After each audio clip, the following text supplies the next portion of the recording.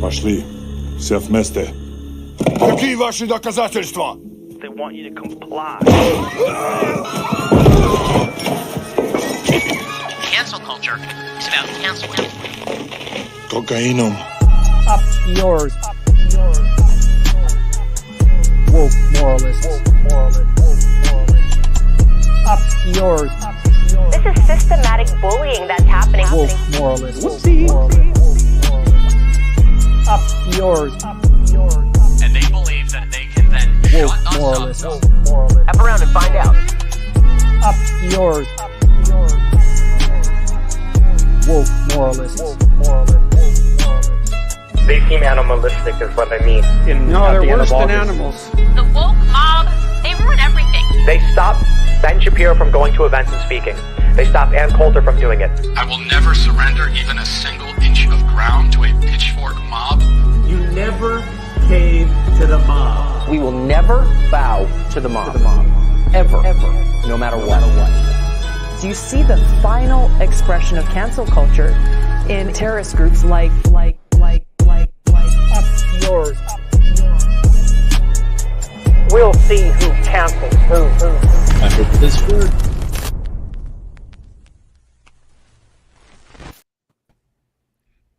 Hello. Hey. Hi, my Lance. Hey, everybody. Hey, my Lance. How are you? I'm living. I'm alive. I'm here to tell the stories. Yeah. No, I'm good. I'm not gonna stay for long. I'm only gonna be here for like 30 minutes. But if anyone's wondering, I had surgery on Sunday or Monday. I had appendicitis. I was well treated, well taken care of, and I'm lighter, faster. I can squeeze into small holes like a cat. Like if my head gets through, the whole rest of the body slithers inside. It's nice. It's better. It's a better life. Oh wow. I'm happy that you're okay. And how much did that cost? Thousands of dollars? Thousands. $0. Oh, I forgot where y'all at because I'm like, oh, it must have cost. No. Wow. Canada, if anybody's wondering. Yeah. I'm happy you're okay, though. Yeah, I spent 2 days in a hospital. That would have been the most expensive hospital stay of my life in the bowel ward. It was not fun, but it's like that would have been what, like $10,000 a day in the U.S. or something like that to be in a hospital for 2 days. Yeah. Wow. That's scary. Good. I'm glad you're doing okay. Yeah, you do. You look fresh. Yeah, I feel a little fresh. Obviously, healing, mending, laughing. That's always that sucks that because you were gonna go on vacation, but I was. Yeah, the surgery canceled that. I can't do anything now. Yeah, man. Hey, at least I'm not bankrupt from it. You know, that's a huge plus. You know, like, put everything into perspective. Yeah, exactly. Yeah, well, glad you're here for a little bit. We've got Benjamin Dixon back, everyone. Say hello to Ben. Good evening, everyone.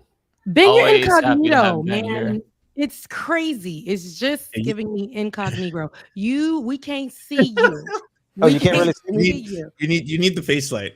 You know, it's usually so bright. I see it. I see you, but when you know what? I have one of my main lights off. So take me down real quick. Let me go cut my main light on real quick. Or turn your camera off on the stream.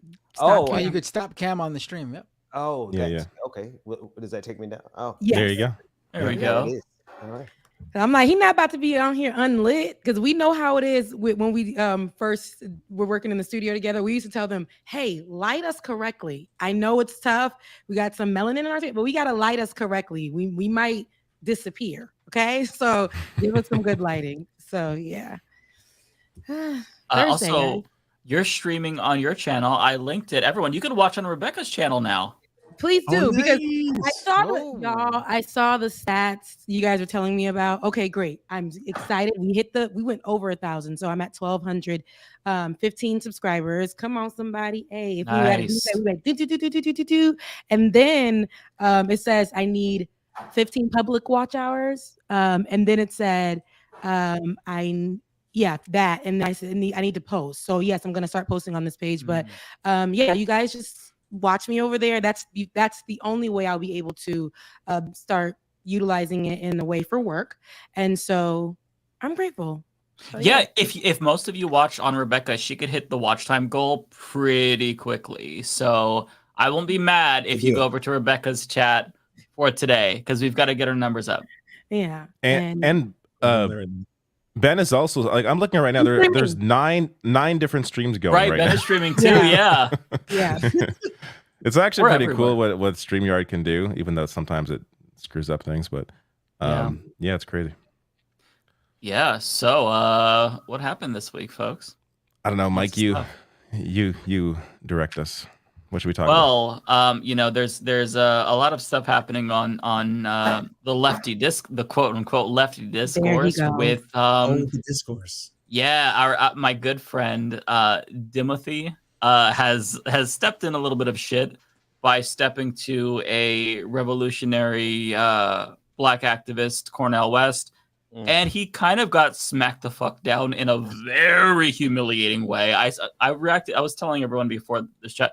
I reacted to the clips earlier, just watching it, and like I filmed. I had my video prepared. I was gonna film, and then I watched that clip, and it totally fucked me up mentally. I was just so pissed. It's like, how dare you try to school Cornel West with your bullshit class reductionism? You've been LARPing as a lefty for years now, and you think that you're going to own him because he isn't like appealing to your right-wing audience. Go fuck yourself. But I mean, I can't possibly say it as well as Cornel West said it, because Cornel West was just, it was beautiful. He destroys him in seconds. It's a masterclass.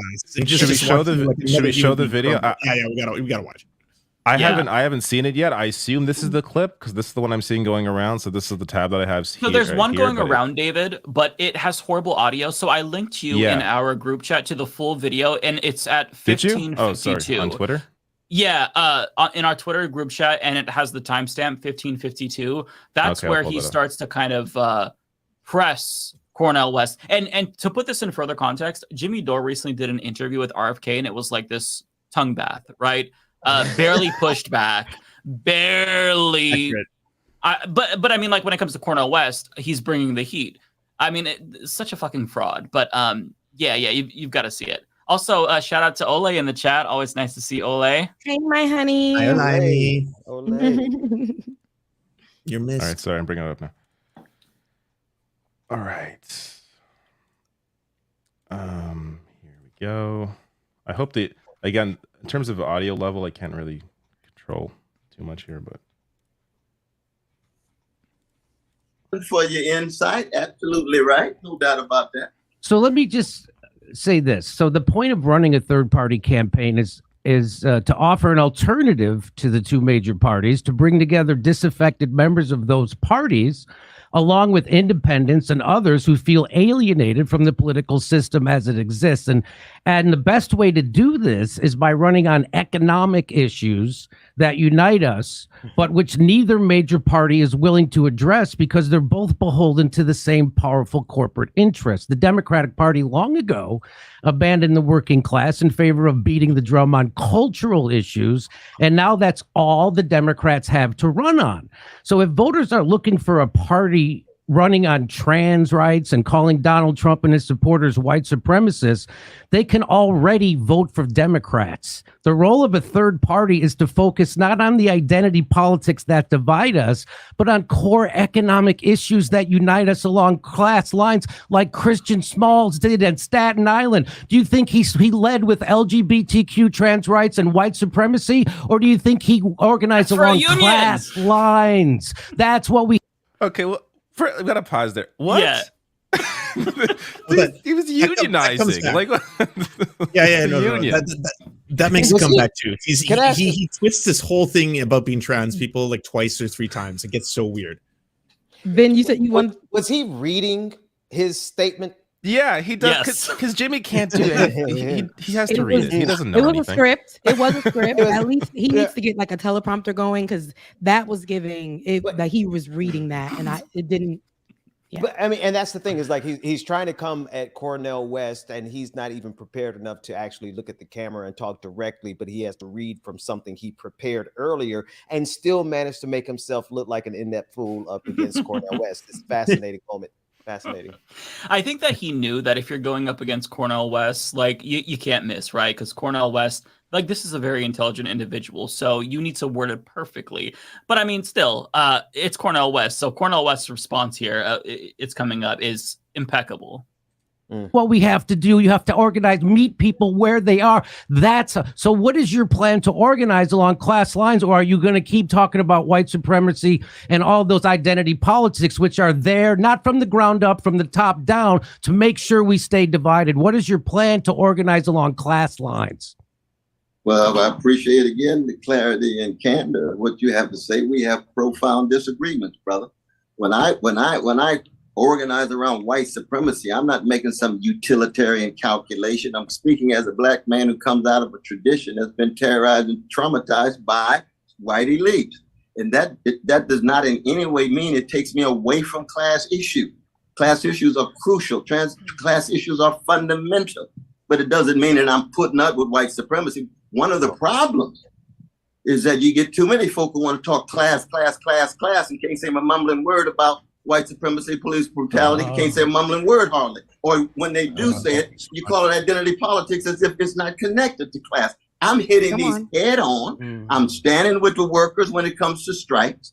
I'm standing with the workers when it comes to greedy bosses. I'm standing with the workers when it comes to obsession with profits and the needs not in any way being satisfied. But I'll never for a minute be silent or not raising my voice in terms of vicious treatment of black people, indigenous people, gay brothers, lesbians, sisters, or trans.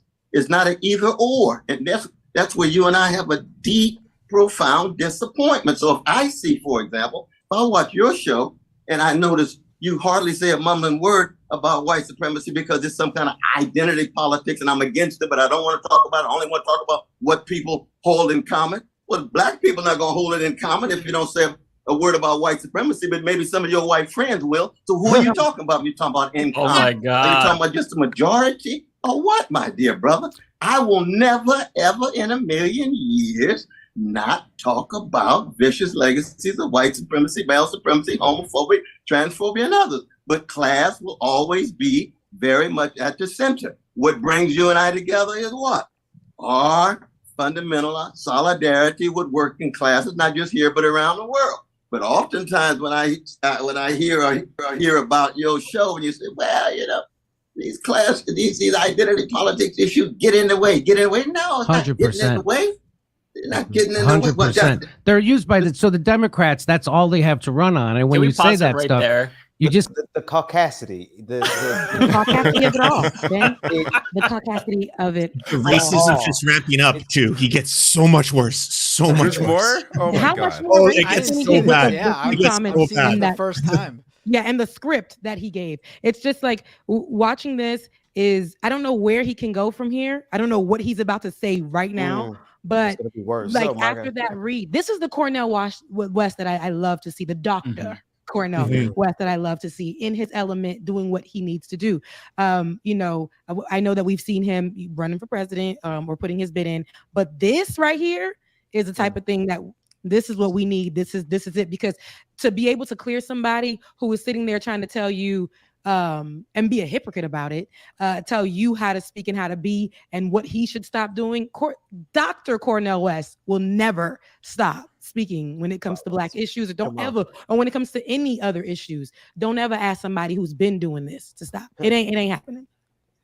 He put it so well too. Someone needed to finally say, when like people always use this as an excuse, like this is identity politics, this is identitarian or whatever. To some other people, it's just civil rights. It's just existing, right? Like I hate hearing that from so-called leftists all the time, that this is about identity politics. Oh, you won't shut up about this. Well, maybe because it affects their lives every single fucking day, you know? Well, and Jimmy also knows that he can't possibly talk about white supremacy on his channel when it's fueled and funded by right-wingers who would lose their minds. They would start calling Jimmy Dore woke. So he absolutely can't. And this is a fundamental problem. They've been trying to merge a red and brown coalition for years. They've been talking about dropping the requirement for them to get that red-brown coalition requires that we stop talking about race and identity completely. So how could we ever be in league with someone like Jimmy Dore when he's saying that our issues fundamentally don't matter to him? Yeah. And he's saying, keep in mind, just to kind of further contextualize all of this, he is making this class reductionist case to the literal author of a book called Race Matters. I mean, there's a reason why Cornel West has been doing this for so fucking long, because he gets it. Like he understands how all of these things are interconnected. And so if you say, "Oh, you're talking about that," like like you're talking to a black man. Like it's astonishing, like the audacity of Jimmy Dore here to think that this would go well. Caucasity. The caucasity of Jimmy Dore. You can say that. It's okay. You can say the caucasity. You got the pass. You got the pass, Mike. Yes. That's all right. It's so shocking. So to see Cornel West basically just drag him for minutes straight. This was so satisfying because this is what, like, before a lot of us directly moved away from Jimmy Dore and started to attack him, we were delicately trying to communicate this to him again and again and again and again, and he just doesn't get it. And it's not like he doesn't get it. I mean, he's an idiot, but he is purposefully doing this. He avoids these issues. A couple of years ago, he posted a video about CRT and talked favorably about it, and it got massively disliked.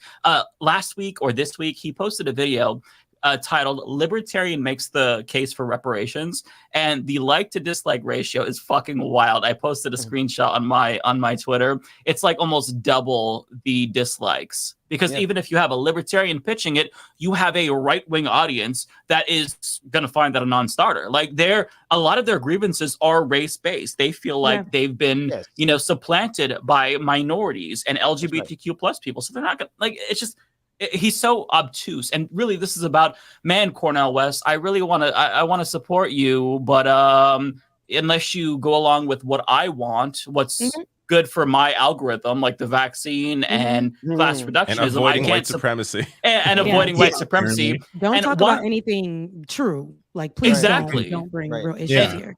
And one thing that was really compelling to me is I was listening to the Vanguard a little bit as they were talking about this, and Gavin made the point that this is all intentional, because what Jimmy is trying to do is make it so that way, okay, I can't support Cornel West, somebody who, I mean, if you listen, very clearly supports all the things that Jimmy supports when it comes to policy, right? So claims now he supports, by the way, we should say, like, who the fuck knows Jimmy actually supports?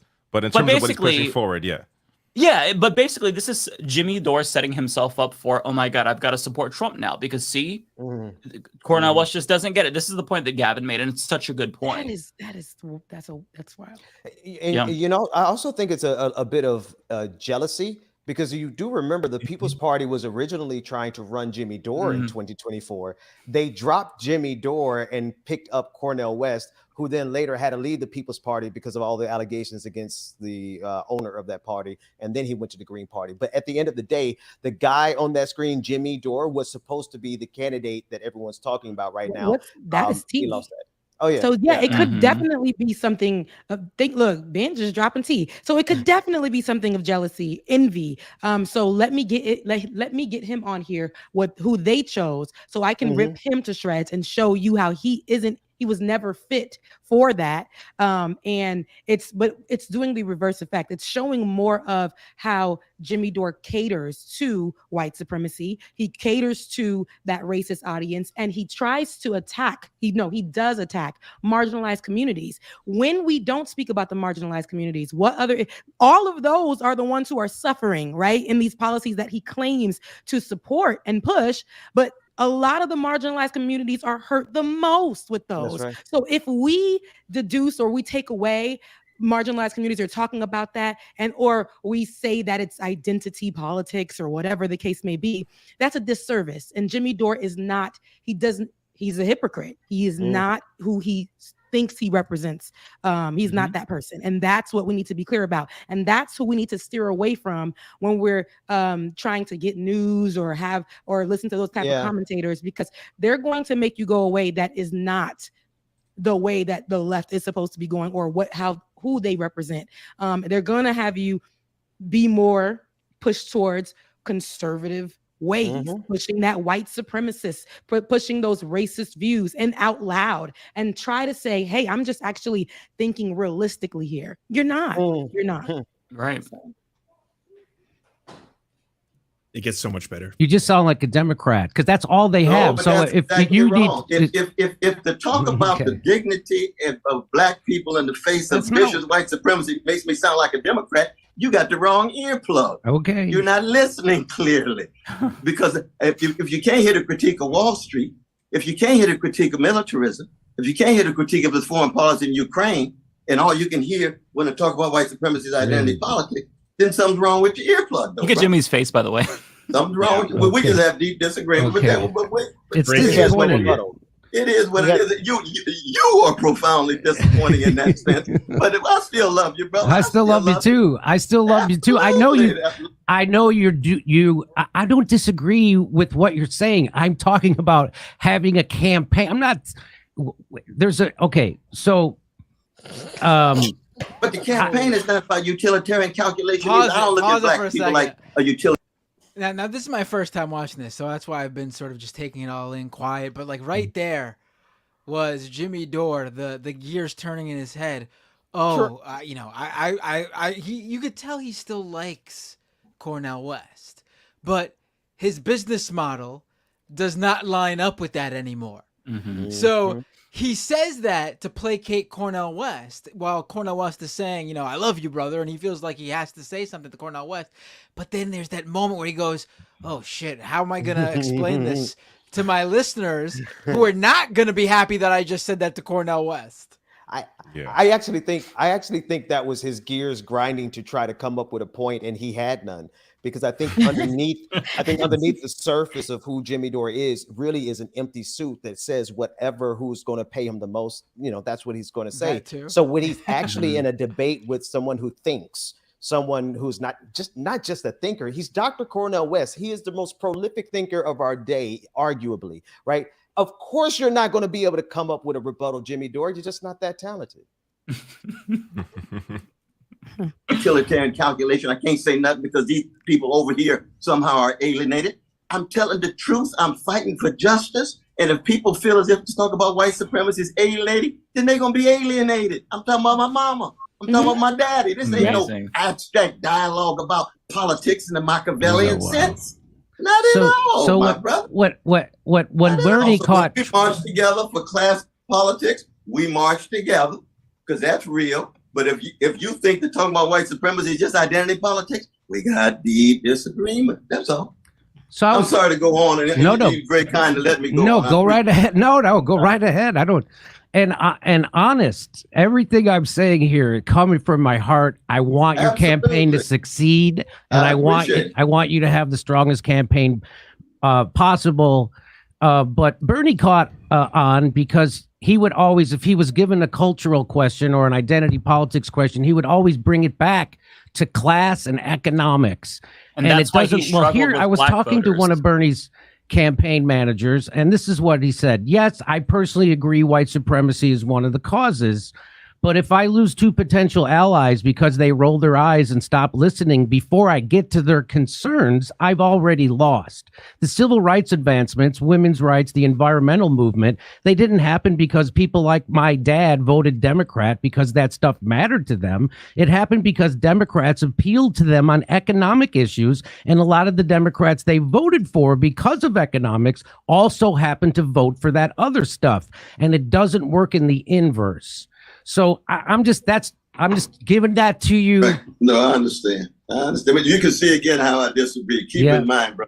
Civil rights movement was not because of white folk doing X or Y. It was because it was a social movement led by black people in the South that was multiracial, but led primarily by black folk. And neither party would have done anything without that social movement. 100% right. You're 100% right. No doubt about it. And I think that's my tradition. That's my tradition. How could you talk about? No, I love to hear you talk about all that stuff, and that's good for a radical black activist who's representing his community. But I'm just trying to impress upon you that there's better ways to run a presidential campaign, and so that why the The Caucasity, brothers.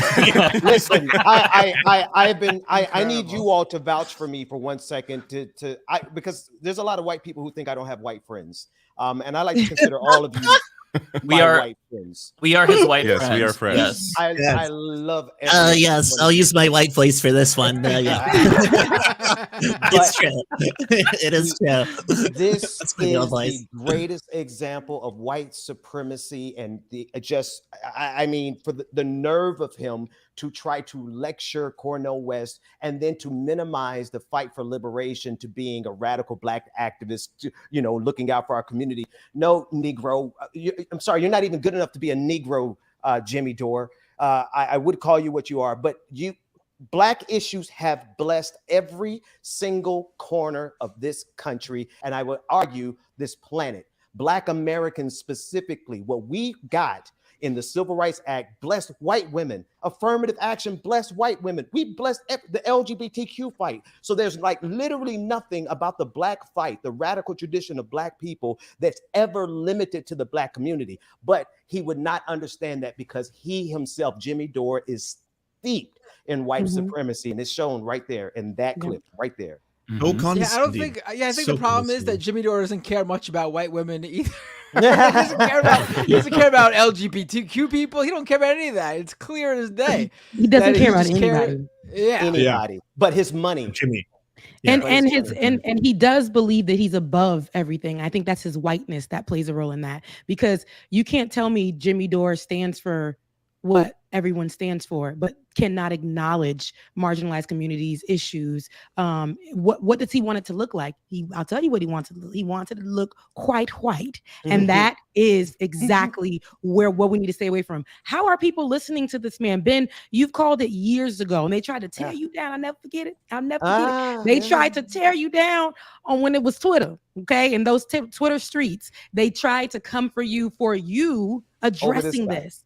Yeah. And so now, what do people have to say? He's outright with it. What are people going to say now? We call this out. Jimmy Dore has been running for me. If anybody wants, he's been running for me since 2016. Right? I called him out in 2016 because he has I would give him something. At least he has finally grown a spine enough to address a Black man the way he always attacks Black women.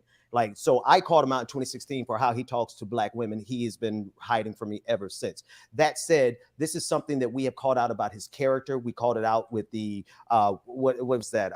Forced to vote. We knew that was a sham from the beginning, not because the idea was bad so much, but the person behind it, Jimmy Dore, who has shown us he is exactly who we said he was years ago. And I have this kind of passion about it, because he was centerpiece in the fracture that fractured the left 2 years ago.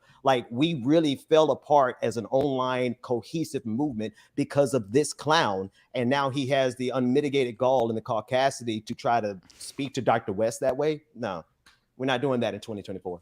And also, because you brought up force the vote, this is somebody who has basically tried to draw the line when it comes to Medicare for all. Every single one of us here support Medicare for all, but then he went on to support the candidate that did not support Medicare for all in 2020, and now he supports RFK, who doesn't even support a fucking public option.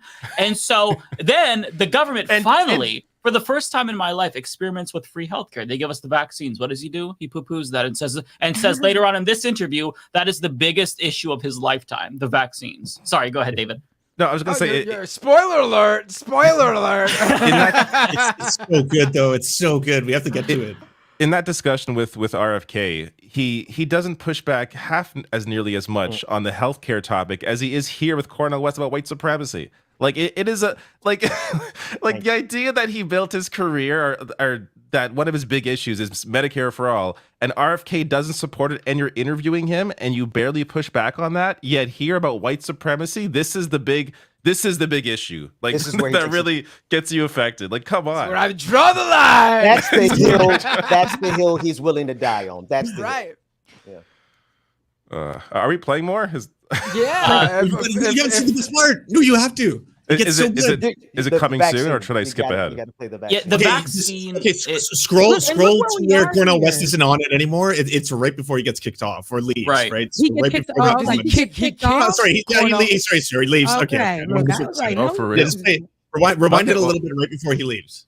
So maybe past this because I think we're near it actually. like 2 minutes? Because this is when Jimmy gets especially racist. Okay. He starts like saying that he like I'll doesn't just care play about because I think it's 2 minutes more. civil rights and Wait, stuff. wait, hold on. This is where Jimmy gets especially racist. Yes. Oh yeah. No, he ramps up. He ramps up the racism. Oh yeah. Just wait. I haven't seen that for part a yet. black radical activist, that's great. That's honey. But for someone who's trying to appeal to a wide swath of people, disaffected Republicans, independents, people, that's a death for that campaign. That's my opinion. That's just. Well, yeah, we'll have to see, but keep in mind, though, brother, that one, I've never ever said that all of the followers of Brother Trump are fascists. I said he's a neo-fascist Pied Piper. His followers, 1 out of 8 went with Bernie, 1 out of 12 went with Barack Obama. He's got a heterogeneous, diverse group. And I can speak my language of truth and justice as it connects to capitalism, imperialism, white supremacy, male supremacy, transphobia, whatever it is. And there's going to be some people who listen, and there's going to be some people who don't. But this is not just a question of political calculation and Machiavellian reflection, brother. This is about the quest for truth and justice. You got to be real. You got to be authentic.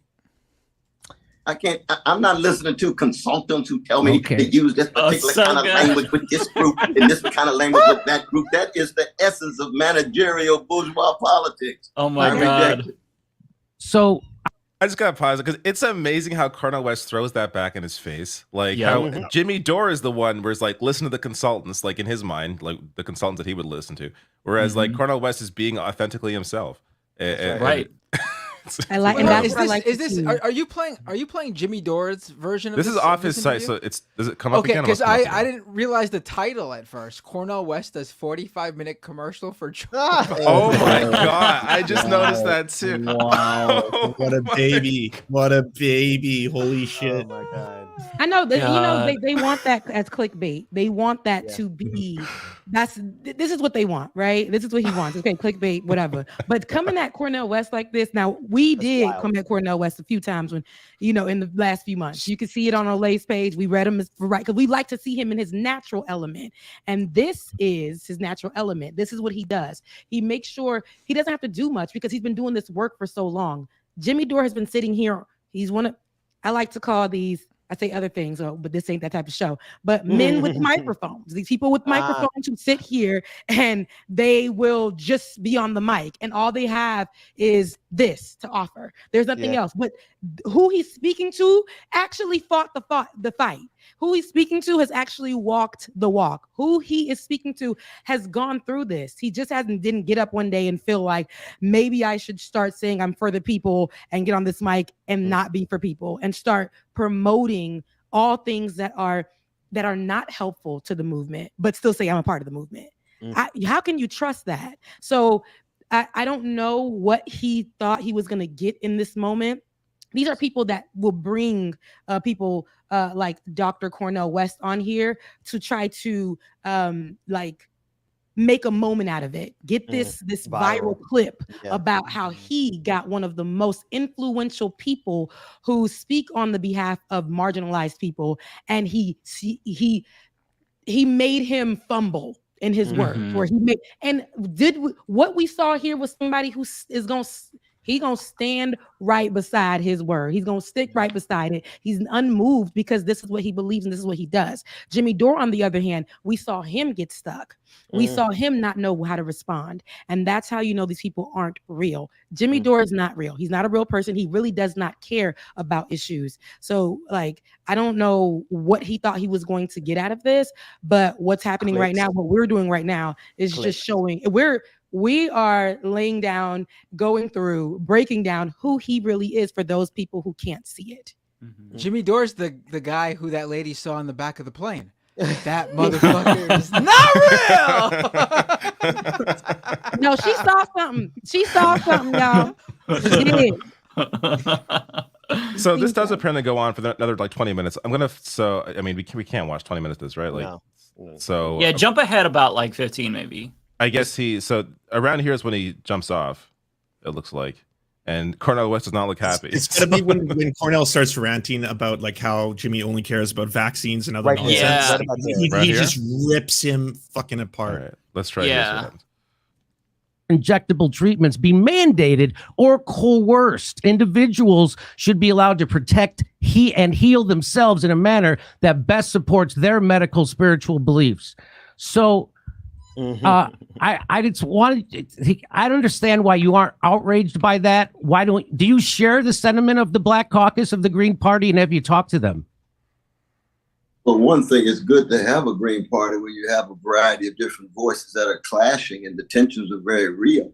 I think there's no doubt that the pharmaceutical company has played a disproportionate role in shaping public policy. I think the kind of concerns that you and RFK Jr. and others have certainly are well grounded in that sense. On the other hand, we know there's been a whole host of vaccines in regard to other kinds of illnesses that are much more effective. The question becomes making sure, and one of the things I want to do, I want to have a truth commission to find out exactly what was the level of corruption that took place during these years, be able to see not just the text, we know the books are out there, but to have a truth commission so that we can see what voices were marginalized, what voices were pushed aside, and make sure it never happens again. I resonate with the spirit of what my Green Black brothers and sisters are saying, but the Green Party itself does allow this kind of disagreement and so on. But I'll say this though, brother, I know I got to go, but I must say, you see, this is where you and I do in some ways live in different worlds, because as crucial and as important as the issue of vaccines and the COVID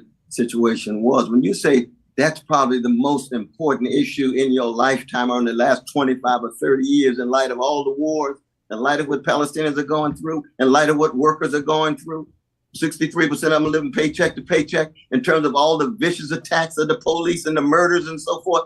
Yet this vaccine issue is the most important thing. I say, okay, that's my dear brother Jimmy. He's got a right to raise his voice. I'm not going to in any way push it away, but I just live in a different world. As important as vaccines have been, if I had another chance, I'd be leaning much more with the Black Caucus. But when I think of the weightiest issues, vaccines does not come immediately to mind. It just doesn't. That's the kind of world we live in, brother. Okay. Maybe I spend, Well, here it is. Black business owners collapsed by 41%. Black business because of lockdowns. Do you care yet? Well, no, 70,000 workers in one state were fired because of vaccine mandates. When are you going to care? Do they all have to be trans? When are you going to care about these workers? What are you going to care about? What are you going to care about this? They have to be trans for me to care. You don't care. You don't care. Why don't you care about this? Why would you accuse me? Of course I care about it. You're saying it's not important. I didn't say it wasn't important. I said it was not the most fundamental issue in my lifetime the last 30 years.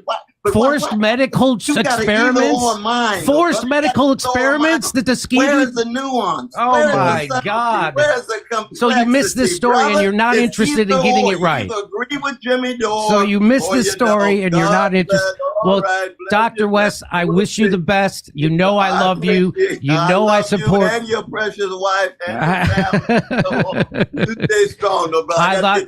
Okay, I wish you all the best. I love you. Thanks for coming on. I really do wish you all the best. And I just wish you had a clearer message to reach people, but you don't. It's muddled and it's a loser. Fuck you. That's where he cuts it. What do we call this? I support you so much, Dr. West, that I'm going to have the last thing that's said at the end of this 45-minute interview is calling your campaign a loser. Unbelievable. Wow.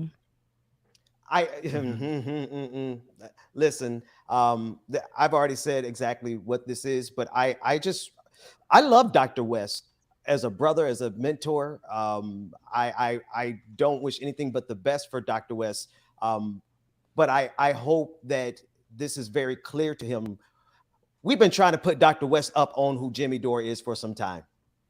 And I hope that this interview really solidifies very clearly, not only in his mind, but the mind of everyone who has ever had any question about whether or not Jimmy Dore is leftist. He is not. He's a conservative. Whether or not Jimmy Dore is a part of as an ally, no, he is an enemy of progressivism. He is an enemy of the LGBTQIA community. He is the enemy of the Black community. And he is supported by those people who have targeted every single one of us, y'all. His audience is made up by people who would see every one of us on this screen put on the wall. And so, not to make such a big deal about it, but I think this is the apex of his arrogance. And I hope everyone can really clearly see it now, but maybe not. Yeah, maybe not. That's the thing. We would hope that people would see it. This is not the first time that I've heard of a Jimmy Dore rant issue, him being in a, political scandal, like as a commentator, whatever. This is not the first time, but people still back these type of people. I know another person who's an activist in the space that is literally a red flag, a walking red flag, and people will still like stick right beside them, continue to fund them so that they can grow. And it's just crazy to me how people just don't see that, how this is damaging, how damaging this is. And this person is spreading misinformation. This ain't it. This ain't it. Yeah, forced medical experimentation. And I love how, like, when Cornel West said, yeah, I would set up a truth commission, because of course, like, there's no harm in that, because there's nothing to hide. Jimmy Dore's like, yes, that's going to expose all this, because Jimmy Dore, basically, he got so much growth on his channel by doing anti-vaccine misinformation. This is like the go-to issue. And he's still, even though the vaccine stuff has kind of like, it's not as popular, people have kind of moved on, he's still trying to play the greatest hits, because that was like peak Jimmy Dore views a couple of years ago. So that's why this is his number one issue, because a lot of his audience came to him at that time, a lot of right-wingers, right? So pushing vaccine misinformation is just like, if that's not your number one issue for Jimmy Dore, he can't support you. Unfortunately, he's going to have to support Trump or DeSantis. Donald Trump. Yeah. Or DeSantis. Yeah, but like, how condescending do you have to be to tell someone who's had their entire life involved in civil rights and activism to be like, well, do you not care about black businesses? Huh? Does this not concern you? Right. Like, that's what really blew me. Like, that moment was the most like, wow, what the fuck are you doing? Yeah, that's what he does. He tries to flip it. So that way, if he doesn't have somebody, like, he'll bring on somebody to legitimize these types of messages of like hate against these communities. Like, for example, like I've talked about before, how during the Steven Crowder, Carlos Maza situation, when Steven Crowder was explicitly homophobic, Jimmy Dore personally gave me a call when we were still on good terms.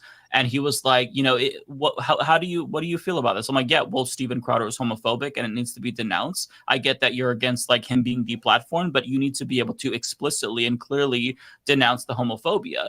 And then he sent me an email a couple days after that, showing me something that Glenn Greenwald had said, where Glenn was like, oh, no, this is Steven Crowder punching down on the little guy with his homophobia. You know what I mean? And so then Jimmy was like, oh, okay, well, I don't need your opinion. And so I thought that he was like reaching out in good faith to try to get the perspective of a gay dude, when in actuality, he just wanted me to affirm his pre-existing bigotry. Right. And so what he's trying to do is make Cornel West seem like, oh, see, if you're not going to parrot what I'm saying, then I'm going to paint you as the villain. You're actually against black people if you're not going to legitimize what I'm saying. And that's why he brought up that article. And it's ridiculous. I mean, he's done this multiple times, and people need to see that this is the tactic. It's the GOP Fox News playbook, right? And he's done it again and again.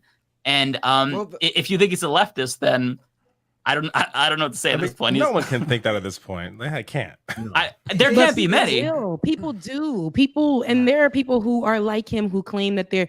I see this more and more often through the years too. The last couple of years, where a lot of people who used to be called leftists, and it used to be more of a general understanding. Hey, look, marginalized communities, fine, okay. Now people are like, yeah, no.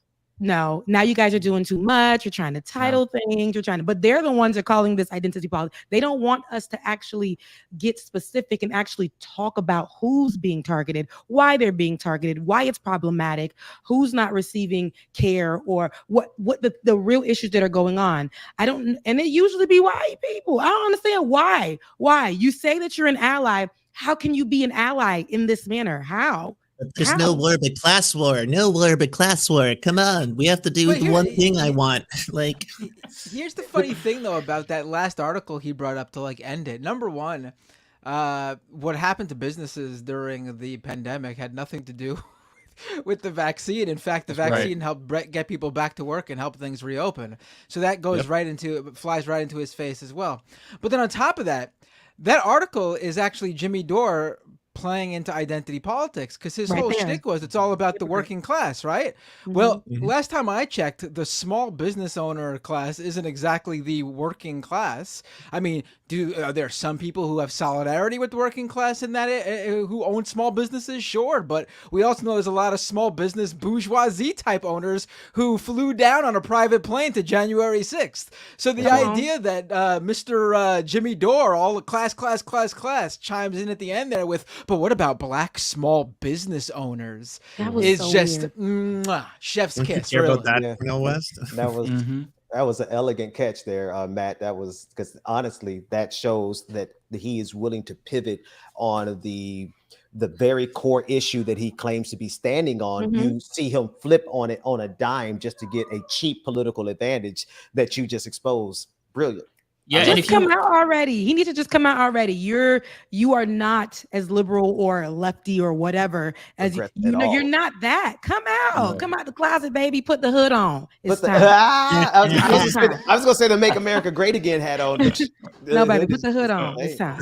No, let's go in the hood. That's way better. Yeah. Once he gives that up, though, then he doesn't have his angle, right? Like, Yeah. I feel like once That's Dave it, Rubin claimed or finally admitted he was conservative, he lost a lot of his like edge and a lot of his support, a lot of his viewership, because then he it's became like, irrelevant.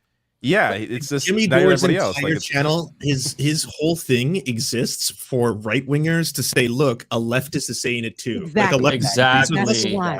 That's the the whole one. channel. That's it. That's Yep. it. And that pays well, folks. Okay, Yeah. it pays, baby. The clicks. We talked about this. It pays Yeah. to have right-wing talking points. It pays to be a black person like Candace Owens, to shift, pivot, right up into the white supremacy talking points as a black person and say, look, this, and they're gonna say, look, she's black. Right, and Jimmy Dore is the person that look. He still Dave Rubin's considers gay, himself or like a any- leftist. Yeah, Dave and they Rubin's will go and this is what they do. But it pays. Listen, it pays to sell your soul. Did y'all see Dave Rubin interviewing Ron DeSantis? And I'm like, do you realize you can't even tell him that you're gay without getting arrested in Florida? Like, it was the most They don't. hilarious and embarrassing thing I've ever seen. And I love that you brought that up because it's so funny. So after Ron DeSantis released his homophobic ad, basically Trump supporters were trying to get him by showing the picture that Dave Rubin posted that Ron DeSantis had sent. Ron DeSantis sent onesies to Dave Rubin and his husband for the babies that said future DeSantis voters. And Trump supporters were using that as a gotcha to DeSantis. Like, see, he supports the gays too. It's fucking hilarious to me. God. It's so funny. Yeah. Before we get off this Jimmy Dore thing, I just got to share.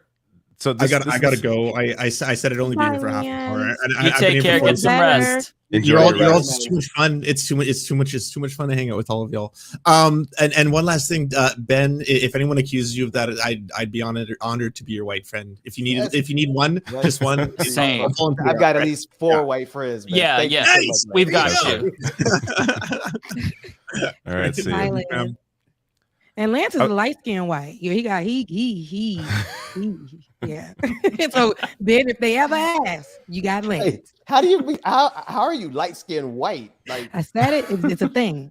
It's a thing. I should mention he is part indigenous as well, so he's not You can not see. You can see it in necessarily different fully features. white. You can see it in different features, but not in the skin color.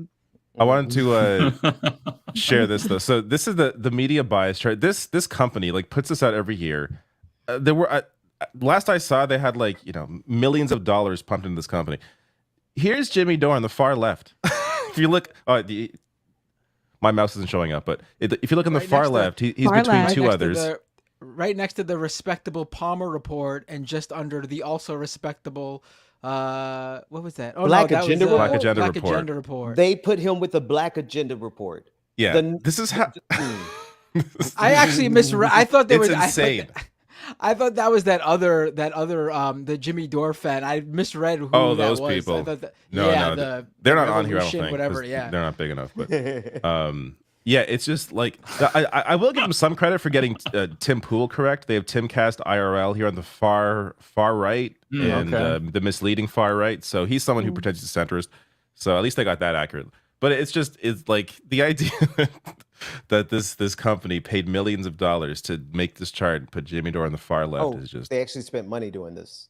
Oh yeah, no, this is like they got money. These guys are funded. Yeah. Oh, I didn't even see Why do that. they have IGN on this? They have IGN. Oh, like I don't know why IGN's on there for some reason. Really bizarre. What is vaccine.news on the far right? That one just scares me. I don't want to know. Like, oh God, the fuck is that? I don't want to know. There. No. Wow, this is really bad. That's hilarious. Yeah. Okay. Interesting. Oh, Wow. Well, if you are interested in seeing conservatives take L's, so Peter Navarro taking lots of L's. So there's news surrounding him, but I don't even care about the news and the criminality. There's a woman who is following him everywhere he goes and trolling him at these conferences with the whistle. And his responses are fucking hilarious. I swear to God. I don't know if you've all seen this, but it's giving me life. I hand it to this woman for doing this because she's really good, but also she picked a really niche person to go. Right. She did her homework. Yeah, she did her homework for real. I can't wait to see it. Oh, it's good.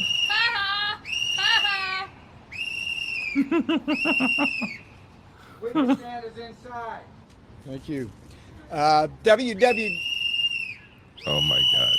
Not her having her own whistle. We have a whistle in the background now. We got a whistle right in the seat. You're gonna talk, she said. This is what's wrong with America here. www.defendpeter.com. Not defend. Look at his face. He wants. Take a deep breath. She's loving it too. She's enjoying herself. Let the man talk, man. Is he picking too? He's like, listen, let the man talk. Let the man talk. Why are there people even on like? Please play this on your channels. What's his reason for being This is just there? wrong. I'm trying to speak about serious constitutional issues with you. Clown with a whistle, witch with a broom. You go figure. He said, which with a broom? Wow. Defendpeter.com. Please go there. Help support this fight against the attack on the separation of powers. These trials are very expensive. Using my image to grift off me. Send me money.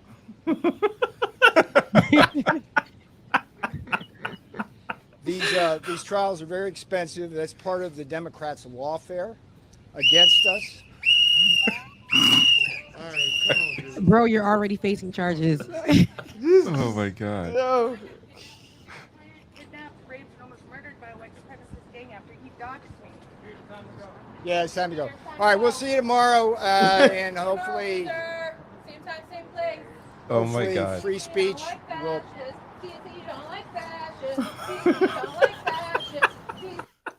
I don't know. He's kind of smiling at the end there. I think that was funny to him, but when she started dancing, he wanted to turn around and he had to take that slow breath. He did. he really was ready to get up in there, but she's like, "Yeah, try it, try it." That was amazing. His response too each time. Is that the same sister who did the who said have some situational awareness? Like she went behind him for like a whole 10 minutes and he didn't realize she was there. There's another one. This one's 20 seconds. Is this the one? There's multiple. Where's CNN? CNN here? Is CNN here? Anybody want to own up to that? Here's the problem. Hero. Who's this? Come on. Bro, you're already facing charges. Yeah, I get it. Go ahead and commit So, crime. I've been so, here this whole time. Situational. yes, okay. Oh, you're right. Situational awareness. Oh no, she doesn't play. She's coming wherever he goes. She will be there, and she will be with her sign, and she will be yelling her truth. That was again, like I said, very, very specific target. Peter Navarro. Right, very committed to the specific target. Yeah. I wonder why. I wonder why. I would love to ask her why specifically him for her. Like, what about him? She said something about what was that she said that he's using her image for? What was that? To raise money I or don't something. know. She said that. She said. But wasn't Peter Navarro the one of those people at the beginning of the pandemic who was like really playing it down and telling people to go back to work? Like, I think this is perfect. Like, I know his trial doesn't have anything to do with the pandemic, but I just think it's poetic justice that he spent a lot of his time in the White House with Donald Trump trying to ensure that we went back into the pandemic. This was even before the vaccine. Like, he was one of the most cold, calculating culprits in this pandemic. So I'm glad to see her, dog whistle him like that. Like, it's not dog whistle, literally. Bird dog him like that. Yeah, she was killing it. She was whistling all right. Yeah, I don't know if you saw it, David. There's one more. I'll post it in the chat. I didn't see this one then. There might even be more. She's on him like stink on shit. It's so funny. She's not playing. Like the other. Jamie, I'm going to interrupt you. I'm sorry. We're going to listen to Peter Navarro. Here we are with one of the most important constitutional separation of powers issues, and people will not let me speak. This is my First Amendment right. What I'm going to do now is allow. There's cameras here. The marshals just saw you. The marshals just saw you. You're in trouble. You're in trouble. You just assaulted me. That man just assaulted me. He stuck a flagpole in between my legs. Don't touch me. He did do it. Wow. Whatever she said, Wow. he did it. Wow. There you go. You're in All right. trouble now. They're calling protective services. I was just assaulted. Look, if you got a sign, No, I hold it did over it. there. Liar. I can hold it anywhere I want. This Yeah. is public property. It's assault. I want to press charges. Let the man Wow. talk. Are you interested in hearing him? Man, go ahead, Peter. Go ahead and talk. CNN is live. Steven's still holding it. Go ahead and talk. Go ahead and charges. No, I didn't. I get that. This is his Go moment. ahead and talk, man. Go ahead. Sad day for America. Not because they were guilty verdicts, because I can't come out and have an honest. No. The There's nothing Chiron. honest about you. But we caught all that. He did something to that woman. good. Okay. I seen it. That's what I was looking at first. And she said he stuck that. Don't be put. That's wild. Let That her was hold her wild. sign up in peace for this person who Why she- did what they said he did. Guilty. Listen. I feel that he's out there literally by himself. All that he sacrificed for Donald Trump, and there's like Trump is no not saying a support. thing. There's no whatsoever. support. No financial support, no boots on the ground. He's out there putting up the microphone and the stand himself, and he's completely abandoned by Donald Trump. This is Look, he's looking for the press. He's looking for the media. CNN, where are you? Where are you? Now you got CNN. You looking crazy. This woman has not slept one night without being in. She knew where you were gonna be. She planned it. She was pulling up. But this is just goes to show all these people who have the loyalty to Donald Trump. Look what's happening to each and every one of them. It's you wonderful. were a former Trump advisor. He left you for dead, literally. Now you're guilty. I haven't heard Trump say a thing on his behalf. Any of those Trump supporters right now, any of the people that are working alongside him, who may have worked alongside Peter, they don't give a damn. They disassociate themselves with you. There's no loyalty there. Oh, you thought it was? Make America great. We're going to do it together. Yeah, there's nothing. There's no loyalty there. We see that these things are happening with the, not January 6th, but those, what are the James. Yeah, it was. Yeah, Look, it was. that's exactly them. Domestic Those terrorists. That black man, he thought. What's my man's name? What is his name? Blacks for Trump. One of them. That guy. Okay. Yeah, he thought he was going to go in there and he was going to come out like the rest of them. And then when he didn't, it's like, look what happens to you. Just because you supported Donald Trump, it does. Listen, And there's no Enrique. loyalty there. Like, and Matt just mentioned Enrique Tarrio. Like, he just got 22 years. 22 years for Donald Trump. Like, and now look at everybody, but look at Donald Trump. He's doing a press tour for himself. He's an entertainer. He does not care. You guys are going to fall by the wayside for supporting him in that manner. And it's funny. I think the guy who is in jail now, or I don't even know if he's still there, but he was told to stay in too, so that he can make money while he's in there. Yes. So he was really Steve Bannon raised him a whole lot of money. Trump is like, who? They didn't think that the loyalty was only going to go one way. They didn't realize that this was asymmetric loyalty. They're loyal to Trump. Trump's not loyal to them. One thing that I do. Right. I mean, there's so many anecdotes. It was so obvious. Trump never cared about anybody but himself, even his kids. But he cares about me. I'm the one he cares about. That's what he doesn't care about his children. I'm the one.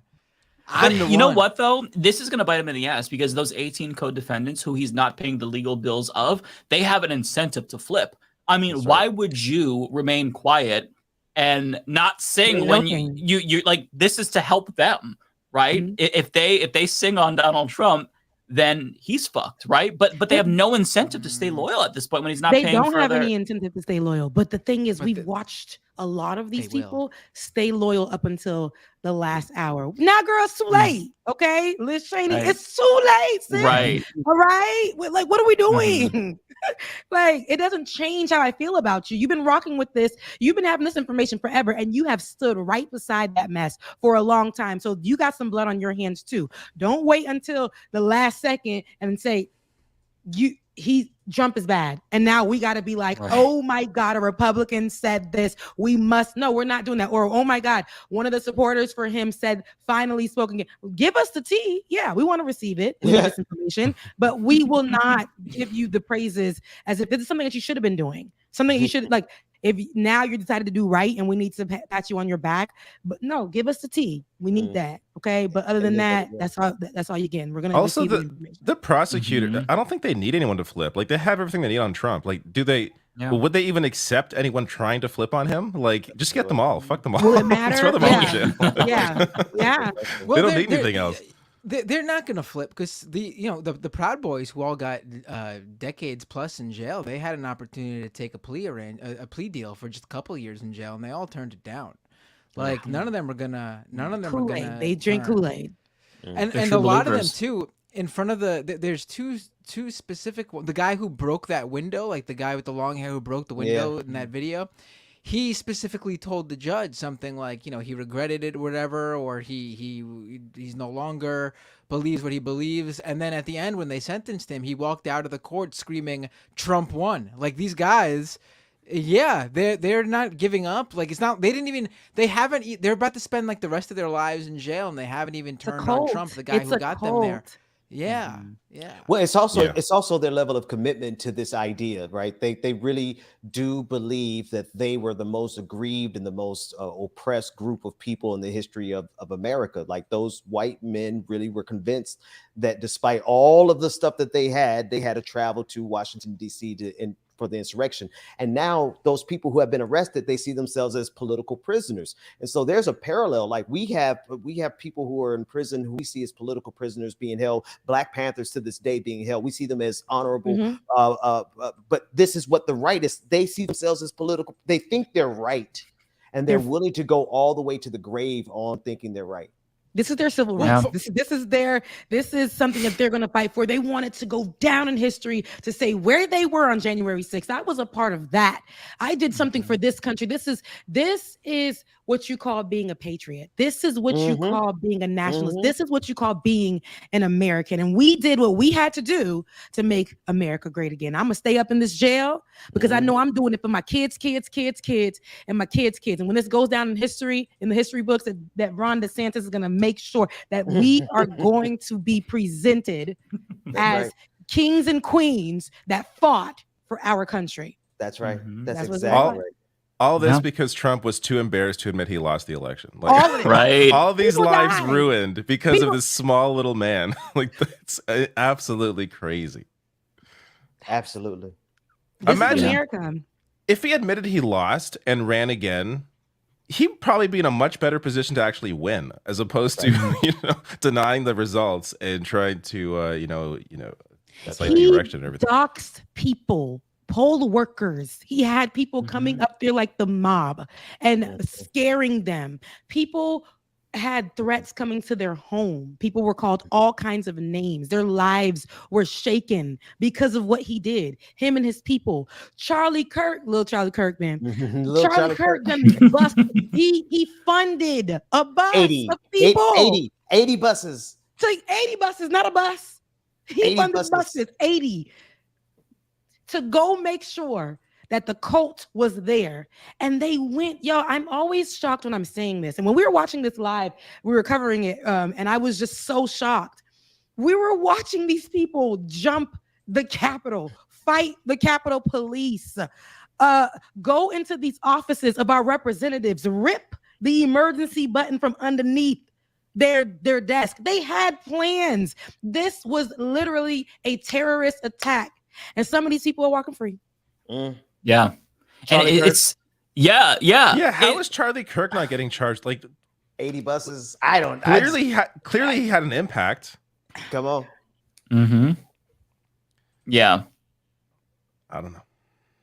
Yeah, it's a wild fucking country that we live in, and I feel like you would think that in a normal world this wouldn't happen, or at a minimum, like, oh, we've seen the worst, but it's going to get way more volatile. I don't know if you all saw this, but last week somebody in our super chat section asked a question about like Project 2025, and I'm like, well, let me look into it. It is horrifying. I did a video on it this week, and basically it is an attempt to just kill democracy in the country in 2025 within the first 180 days of the next presidential administration. It's the Heritage Foundation and 49 other groups all coalescing around this 180-day agenda where they first consolidate the power of the presidency, destroy the administrative state, and then it's full-blown fucking theocracy, baby. I mean, we're talking about a ban on porn, but designating LGBTQ plus people and teachers who are LGBTQ affirming as pornographers, making them register as sex offenders, imprisoning LGBTQ plus parents potentially for exposing their kids to pornography, banning all African-American studies in the curriculum. It's wild. So it's literally the plan that they're executing right in front of our faces right now. And I haven't dug into it. Can't wait to watch your video breakdown of it. But this is what we're living through, and I think we kind of are desensitized to our work. Everyone on the screen, the kind of work we do, we kind of get desensitized to it. But we're actually chronicling this actual coup that's happening in front of our faces. Right, it's a slow-moving coup.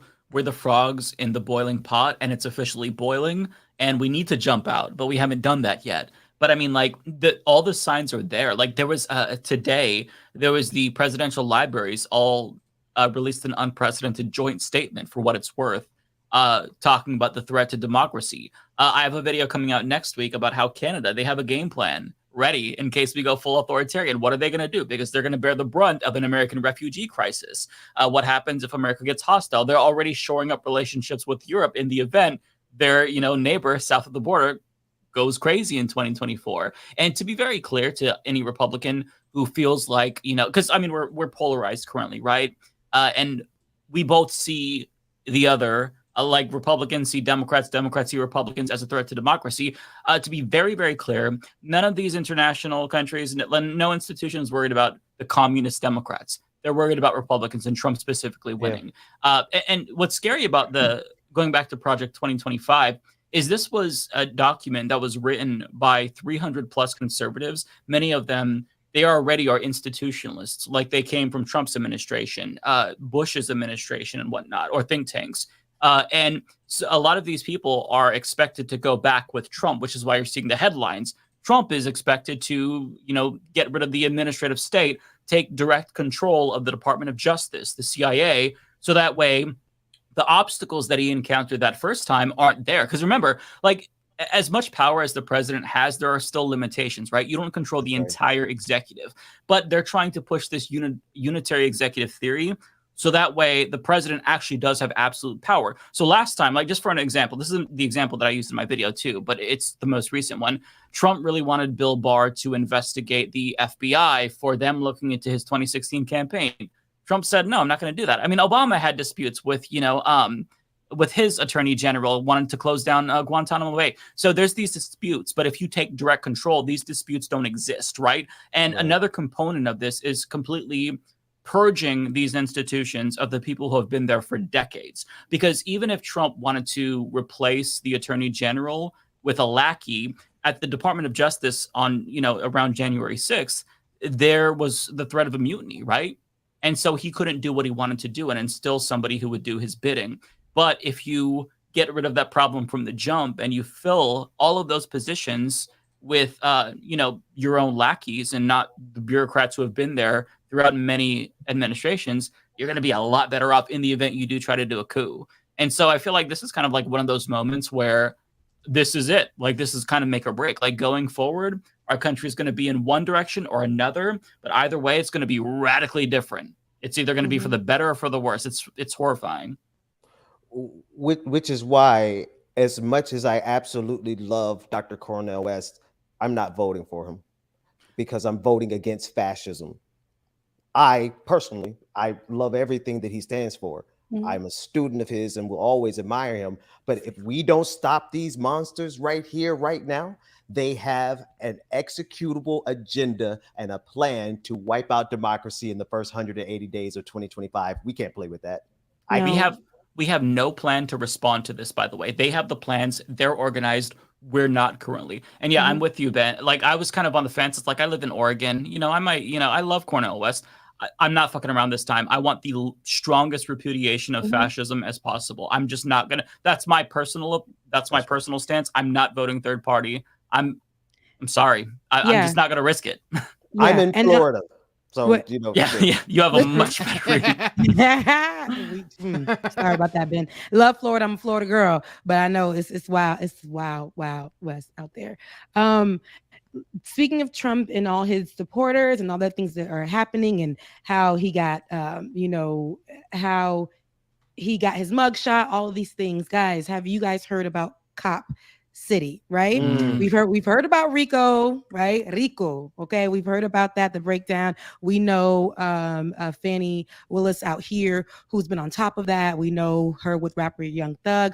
But for some reason, I just don't understand why now, in Cop City here, which is a facility that's being created in a very poor area here in Atlanta, where a lot of homeless people actually reside. And this training center for cops is supposed to be built there. And for months, people have been protesting out there to stop what they are calling Cop City. And now with these protests that have happened, we've heard of one person actually dying.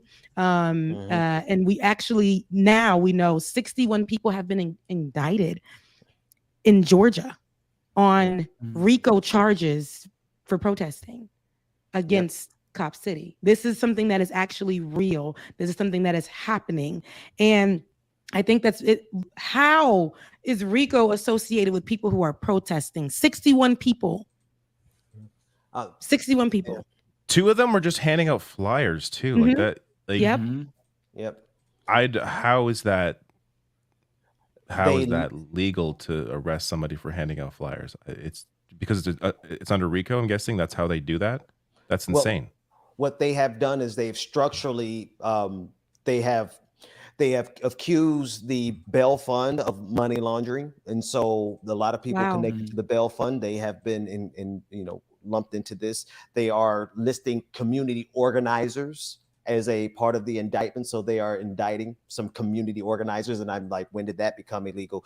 But I think this is, and Rebecca, thank you so much for bringing that up, because I think this is one of the scariest examples of how even Black Democrats in the blackest city in America, Atlanta, will do their part in bringing in fascism, because they have done everything they could. They try to block the petition drive. That didn't work because they got a victory, giving them the ability to run the petition campaign. And then now they're going directly after their freedom and their ability to organize funds and bail funds. So this is a really scary moment. And thank you for bringing it up, Rebecca. Yeah, because I brought it up because I think it's ridiculous how this has gone this far just to protect a training center, not the people who were living there. Mind you, there's so many homeless people who call that area home. It is a poor area here in the Atlanta area. That's one of a poor area. It's already. So when they start constructing there, they're going to displace so many people, and people are just protesting, saying, hey, we can't have that. Not only that, we don't need any more cop presence around here. You guys want to protect that and not protect us. We're at war telling you guys, hey, let's stop this training center, bring it somewhere else at least. Don't put it here. But they're like, we don't care. They're fighting those people. They're fighting those people. And now RICO charges for passing out flyers, for protesting, for fighting for their rights. Now they're making them seem like actual criminals. And if I'm not mistaken, like I haven't verified this, and if someone in the chat, but they're saying that it might be the same exact grand jury that brought down the charges on Donald Trump in Georgia that is behind the 61 count RICO charges against the forest defenders in Georgia. I haven't had a chance. I just got that before we started the show, but that would be the sickest twist of irony. Because we see RICO being used, I think, in an efficient manner to discuss and to handle Donald Trump, right? But now that same exact tool is being wielded against forest defenders who are simply trying to protect the forest and protect Black communities and poor people. It's a really scary time. I can't. It's a stress scary that enough. time. I did not. When I first read it, I had to read it again. When the news came out, I said, RICO charges against protesters for, I'm really trying to figure this out. Like, they've been protesting for a while. We've known a lot of things have come out of that. They do not want this story to become mainstream. So they're trying to keep it as tucked as possible because they know what they're doing out there. And now they're trying to make it seem like those people are the problem. Like, they are criminals. Terrorists. Like they're terrorists. They're terrorists. It comes off as almost this desire to like appear nonpartisan, like, oh, we got Trump, but also we got the left, like that, Yeah. as if like these are equal. That's a good at point, all in any way. David. That's really Yeah. good. Especially if it's the same grand jury like that. Yeah. That is, if that is, Yeah, and that's something, you know, again, I haven't had a chance. Somebody texted me that while we were verify, you know, yeah, live, like but it's too close to home. It's still a Georgia grand jury dropping some RICO charges. The irony is just too twisted to see it be used by Black Democrats. Andre Dickens, who's the mayor of Atlanta, this actually started underneath Keisha Lance Bottoms, former mayor of Atlanta, and to see it be wielded like this. But then again, hey, what am I saying? They wielded it against some teachers in Atlanta. They wielded it against rappers there in Atlanta. So, you know, I guess they're fair game. and look, and we want to see, right? We want, when we seen it against Trump, we're like, all right, okay, cool, Fanny, you're doing your thing, and then we see it here. I don't understand how it took forever. And then she was like, no, he's gonna come back to the state for the destruction that he did. What are those people doing?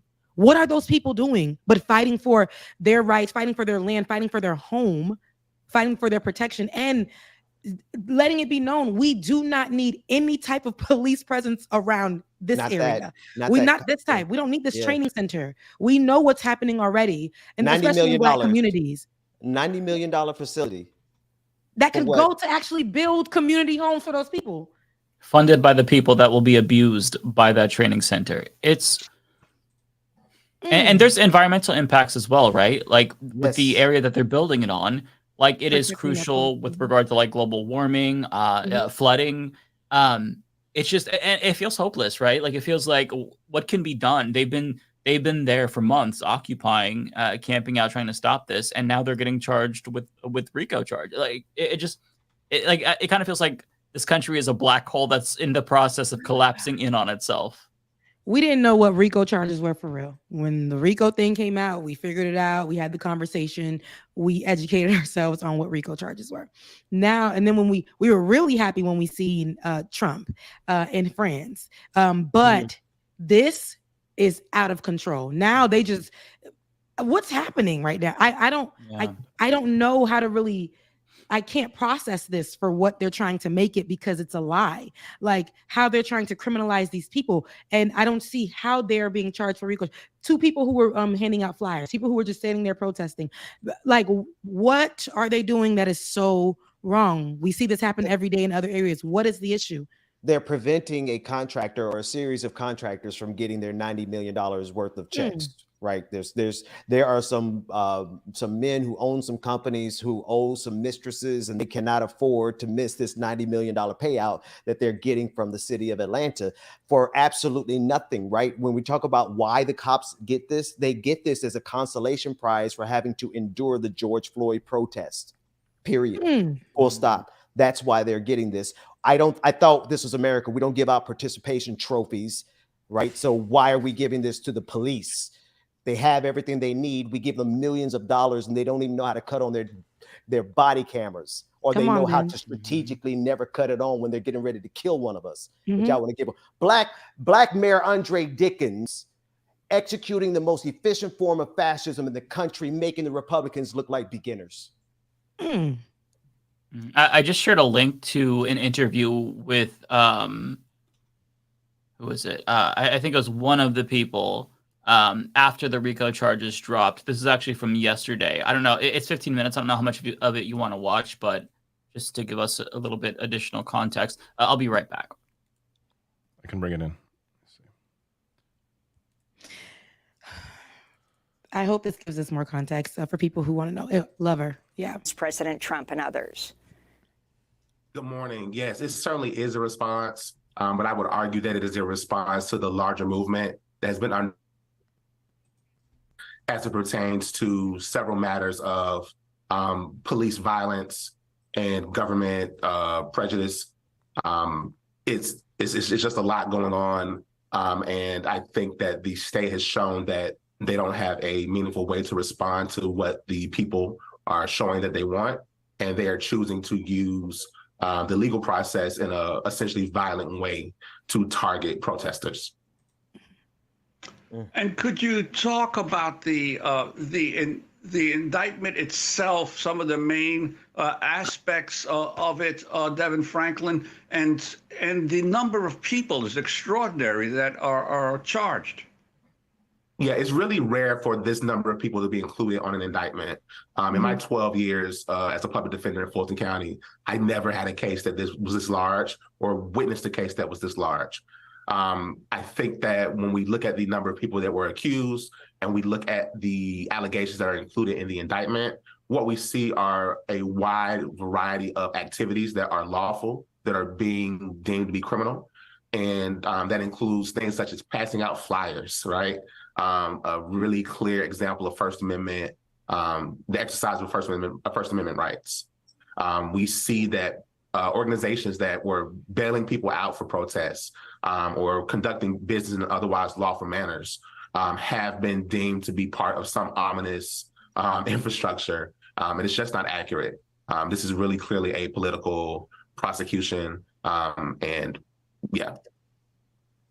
And how does it turn out that the same grand jury that indicted Trump and his associates You're right.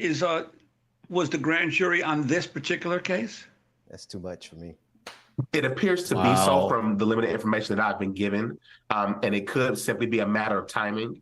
It could have been something that was DA Fonnie Willis and AG Chris Carr.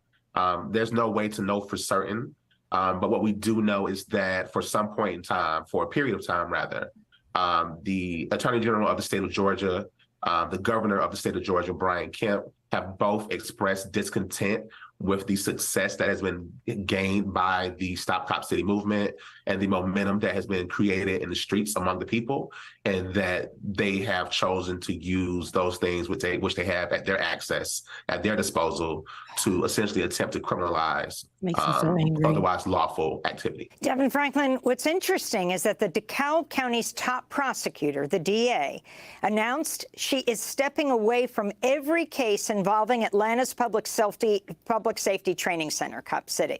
DeKalb County District Attorney Sherry Boston announced she is out. She will not support these charges going forward. Your response to this? I think it's telling.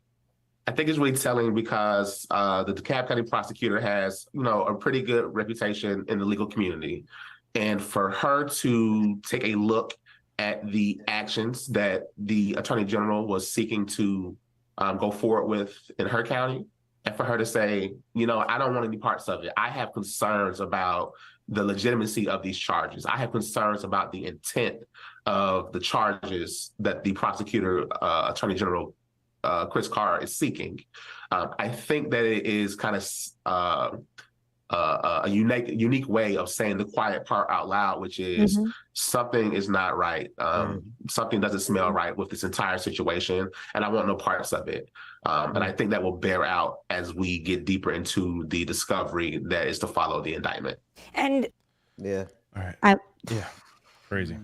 I need more people to be like the DeKalb County representative. I didn't hear her name, but this is because there's no way that people of Atlanta, the legal community of Atlanta who's working with this, especially the marginalized community that knows what's going on, to be supporting this. I think that is ridiculous. So the ones that are speaking out right now, this is, it's going to matter. Their voices are going to matter. And like he said, saying that quiet part out loud, that they're saying that I cannot support this because I know this isn't right. Wrong. And I know that people are they're abusing their power to criminalize these people for fighting for their rights, for fighting for their city, for fighting for making sure that we do not continue we don't train cops over here, for utilizing money that could go back into the community. We're fighting here. We are calling you guys out, and you're calling us criminals. You are making terrorists. They are making terrorists. They're making them an example. And as he said, our governor, Brian Kemp, has made it known that he is displeased with what they're doing over there. They've sent cops to sit out there all day, every day, to act like it's a war zone. It was a war zone at one point. Like, they did that and then they tried to put that. I remember when the woman was shot, they tried to pin her on in the news as somebody who was a criminal, that she shot at the police officers. They didn't want to give the full story. And Ben? No, I believe the activist was non-binary. They. Yeah, I'm trying to remember, and I can never pronounce their name. If someone can help us with the name in the chat, that'd be great. But the person when they were talking about them in the media, they wanted to make sure that they were put out there and criminalized and made to seem as somebody who was doing wrong. Yet the police officer in question, we never knew at the time, nothing. They were protecting. And so this is what we're going to see. The fact that they dropped this, even reading the article, they're saying that I think in the beginning of the article, they said that the protesters became violent. This is in the article. They said that the protests have become super violent. You guys, these people are fighting. They're protesting. The police, they're in tree houses, went to go be violent there. Yeah, they said that they had a handgun or something to that effect, but then they were shot multiple times, and then the other accounts contradicted what the police say. And just here's the advice that I would give to everyone: The other account, if the police say something, don't believe them. Right. I just wanted to add that the other account was the autopsy. Like they said, Yeah, it's a smear campaign. Your camera went out. Oh, did it? Yeah. Look, that's me and Ben got the same problem, David. That's my cue. Battery issue? Yes. Yeah, the battery's gone. See you guys next time. That's my cue, guys. Take care, Ben. Take care, Ben. Always a pleasure. Appreciate y'all having me. Take care. Yeah. But no, this is it's hard to watch, it's hard to see, and it's confusing for people who don't even know what Cop City is. If they're going to read on what's going on, and the first thing they're going to read about is RICO charges, they're going to believe that these people are criminals out there. That's the first thing that they're going to hear. This is what the media wants to be put out. I feel like once they hear that 2 of the charges were handing out flyers, people are going to be like, "What? Are you serious? Like, how?" And to know that Brian Kemp, we've seen him have a representative, Park Cannon, who I've had on my show before, dragged out when she just wanted to go look at him sign into law something that was going to, something that was voter suppression, something that would take away the rights of marginalized voters for sure. And he had her dragged out in handcuffs, a representative, just because she wanted to go see, like everybody else, him signing this piece of paper. She wanted to look him in his face. We know what he's capable of. He abuses his power. And I'm pretty sure them cops who are tied up with him and all those other people that he knows in legal, he got together with them and said, let's make an example out of this, because they are not stopping this project. They are not going to continue to defy me, and this needs to stop getting as big as it's gotten. The attention of people, the support of people, we are going to make them criminals. We're going to keep this on their record. We're not going to allow them to get bail. We are going to make it tough. And he chose the best time to do it. Like, this is he using the cover of Trump and that indictment to pull this off. I think that's intentional. Like, I think he intentionally, like, this is happening now. Anybody can get it. Yeah. That's a tough one. That was a tough one. Yeah. We'll see how this plays out. Like you said, I like that people who are supposed to be working with it are saying no. Like, hey, nah, I don't want. I like that people are stepping back from it. I can't be a part of this because I know what's really going on, and I want to see more of that as we get more into this and we hear more about it. I really want to see more. I want to see. I hope that it's revealed exactly what these people's actual plan is, and how they're devious and nasty and how they're attacking people for no reason. I hope that comes out. I hope that part comes out, because right now they're just saying it's alleged, but what we see here is showing us how people are abusing their power, and the people who are hurt the most are just the people who are fighting for their rights, the little fight that they can do. We'll see. Yeah, I'm hoping that that one person who's saying I'm not going to be involved creates like a domino effect, right? Because like nobody has political courage until one person says something, and then another person comes out. So I'm hoping that happens. But yeah, this is it just reminds us again that we're living in a dystopia. Like we see so much brutality whenever people try to exercise their First Amendment right, and the people who claim to care about free speech say nothing. I mean, it's not just Cop City. Cop City is probably the most egregious example, but it goes back to like the Dakota Access Pipeline protests when indigenous people were getting like shot with cold water in freezing weather. This is what they do. Like this is what happens when you actually challenge power. And so yeah, the whole cover of the Trump thing is.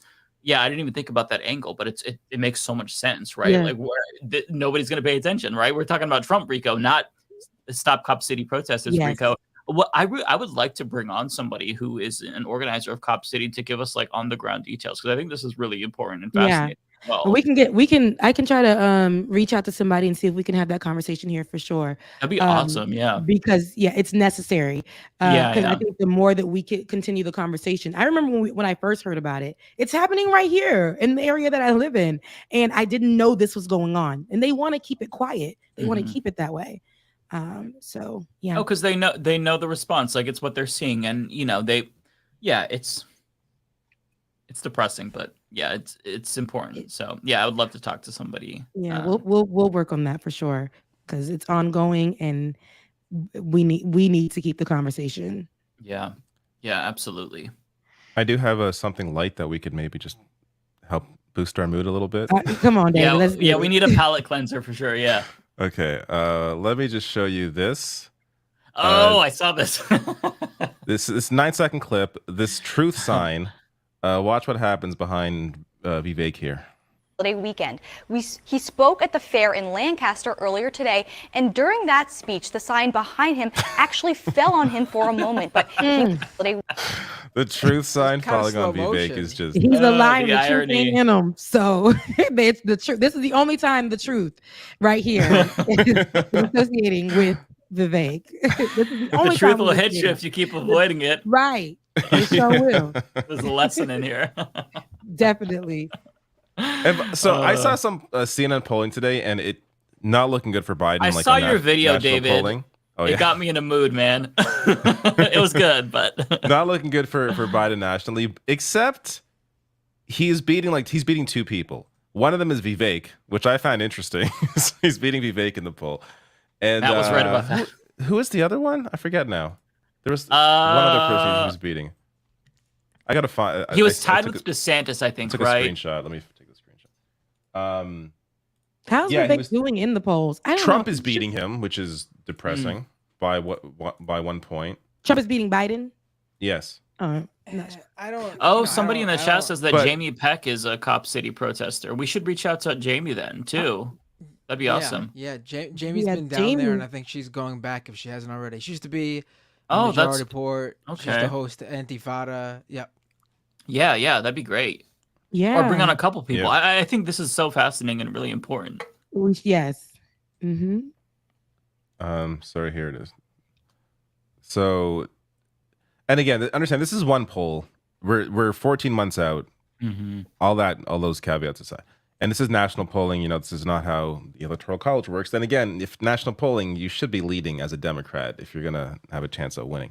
But Nikki Haley way ahead, like by far the clearest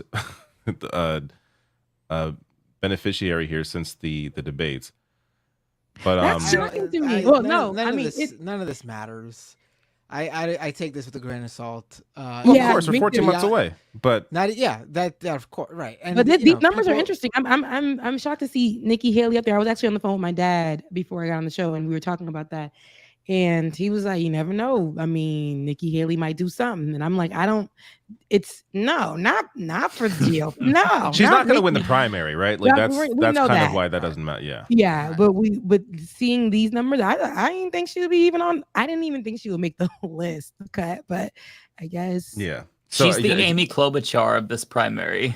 We don't do that to Amy. Don't do that to Amy. No well, actually, disrespect to Amy. It's fine. She ate salad with the comb. Amy's definitely better than. Of course. So yeah, and also Ramaswamy is the only person he's beating, which is funny. Amy's disdain for Pete Buttigieg puts her a notch. That is true. Okay, yeah. Okay, I forgot about that. Yeah. The whole little. And conflict. like Amy Klobuchar, Nikki Haley hates Vivek, the Buttigieg of this round. Right. Yeah, that's true. I guess. Right. Vivek is not somebody. I don't know. He just doesn't. After his performance, at the debates, definitely performance. It was definitely, he was theatrical. But that I couldn't. He gave me I gave him about a 3 out of 10. He won given what I thought he was going to come out of the gate and give us something more, because I guess that I've seen him talk, I've seen him speaking, I've seen him on different news channels, talking about his little policies, what he's going to run off of. But seeing him at the debate in front of the people that he's supposed to be going against, he did not for me. Okay, all of them really were. It was not like, who were those people? It was crazy. But him, I thought he was going to show up. And he let Mike Pence just be Mike Pence and still, like, I don't know. It was weird. Vivek didn't give me what I thought he was. And I don't think I don't know. He's just going to be the person that we talk about during these processes. And as we get through these debates and see who's going to be president, I feel like he's gonna get lost in the sauce. He's going to have viral moments. And that's pretty much it. Yeah, he'll endorse Trump around January and then start a podcast in April of 2024. I can see that happening. And kind of slowly fade into obscurity. Yeah. But he doesn't have a chance. Republicans are just too racist to support him. I was watching this Walter Masterson video where he was talking to Trump supporters outside of Fulton County Jail. And he was asking about Vivek, and one guy was like, "I ain't voting for no Hindu. He don't believe in Jesus." And I was like, whoa. I mean, like, we knew that that's how they felt, but never has one been that explicit in front of a fucking camera. By the way, that same Walter Masterson video, really interesting point that he made about Cop City, because he was asking them, like, you feel like the Justice Department is being weaponized. So he talk them up, get them to agree to that point, and then be like, what about Cop City? After they agree that, the cops are corrupt and the justice system is against us, they're like, oh, no, Cop City's fine. No, I think that police need training. I would highly recommend that, by the way. Just a little bit of a side tangent. I don't need no more Cop City. I don't need nobody pissing me off about how he talks about Cop City. It's infuriating, honestly. Because wow, that is too much. But yeah. Yeah, I mean, I to go back to Vivek. I mean, I had said during that election stream we did, I was like, he came debate off stream. Debate stream. Debate stream. When the right, election, right. yeah. Oh yeah, debate stream. I was like, he came off so smarmy and conceited, and he was going to turn people off, and people online were into him, of course. The right wingers online like it, but that's because they're basically carbon copies of him. They're that same sort of narcissistic personality. Like, most people, no matter what their politics are, is going to look at that guy and his presentation and be like turned off by him, and that's what happened. I mean, he's the only guy in that poll losing to Biden. It's funny how you were so right about that. Because I wasn't so sure that he would go down on the polls, just because Republicans love that pseudo intellectual. But no, you were spot on, Matt. Like, your prediction straight up. because they don't like that pseudo intellectual of the young buck thinking he knows better than his elders. Like that's not something they're into. Yeah, That's no what way. it gave. And every time he said something, I thought, okay, you are the younger person here. So can you do more than just give us a Twitter talking point, a Twitter meme, a Twitter quote? Can you do more than just give us like all of this social media stuff? I need to know Platitude what shit. is authentic about you. There was nothing. Like when that man said, you're just trying to be Barack Obama for the right, like that. I was like, oh Jesus, this is terrible. Because he's not even giving that. You wanted to be the younger representative and show how fresh and then you're a minority, so that was fresh, and now it's like you wanted to represent that, and you did not do that. Like you're all those things, and we didn't get any of that from you because you just wanted to be so white and Republican, and you don't have anything fresh for real. You just have these trending talking points, and you think that's gonna get you somewhere. Oh no, honey, we noticed that. All that yelling and all that body movement and neck roll he was trying to do, it didn't do anything for us. It was just theatrics. And he doesn't even embrace his youth. Like he wants young people to not be able to vote. Like he's so like there's no selling point for him. Like It's not working. He don't know what he want to be. Yeah, Rebecca, when you said all those people I potentially appeal to, I don't want you to be able to vote. Yeah. Also, maybe it wasn't so smart for him when he was compared to Obama for him to go, let me be clear. That was embarrassing. Right. It was just crazy. Didn't he say something? He actually unintentionally said let me be clear or something like that. No, he said if you're funny, wondering who this skinny guy is with the weird last name, almost verbatim Obama quote. I saw it side by side. Like he actually plagiarized Obama, and Chris Christie called it out. So yeah. But on the subject of Obama, when Rebecca brought up Obama, the image popped into my head of the startling news that he is apparently gay. This is something that happened in 1999. Apparently, I don't know if you all heard about this, but it is. I watched this video and it made me want to jump off a cliff in Minecraft. I haven't watched the video. I don't know if I want to watch. It's Tucker. I don't know anything Tucker. That Obama was gay. That's the scandal. There's this guy that's been going around forever. Right. Yeah, Tucker Carlson. You break it down. Tucker Carlson had on this guy named Larry Sinclair, who since 2008 has been claiming he met then Senator Barack Obama, and he hooked him up with coke, and they had gay sex or something like that. They hooked up, and they, Obama's actually secretly gay, and this made the rounds back in 2008 when Obama was running for president. And then the guy seemingly disappeared. He had taken a lie detector test then, which Tucker Carlson does bring up. Tucker Carlson fails to follow it up with the additional fact that the guy failed his lie detector test. Oh my! Yeah, he used the lie detector test to give this guy credibility, but didn't tell his audience that the guy actually failed. But they the lie ate it up detector though. test. They ate up. And you don't need to see the lie detector. And so- just listen to him. And first of all, anyway, as a so gay he has man, him on this compare week, these two. Obama's way out of his league. Okay. I don't even know what the guy looks like. He does not look anywhere near like he'd be hooking up with Obama. He sounds unattractive. If Obama was gay, he could do way better than that. Not to be I don't know, an asshole, but I mean, come on. Yeah, no, this person sounds like he has an ugly soul. And if you have an ugly soul, it's coming out. You over here lying, lying and being nasty and putting out misinformation on people's lives. That's a married man. Who knows what his history was? But if you're coming out here lying about it, here, I'm going to show what he looks like.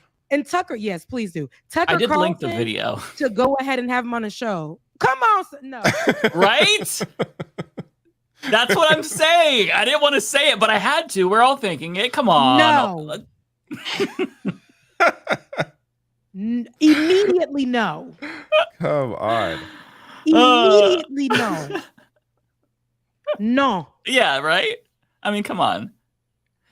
Okay, if you watch the video, I don't want to even I linked to the video. I think I heavily encourage us.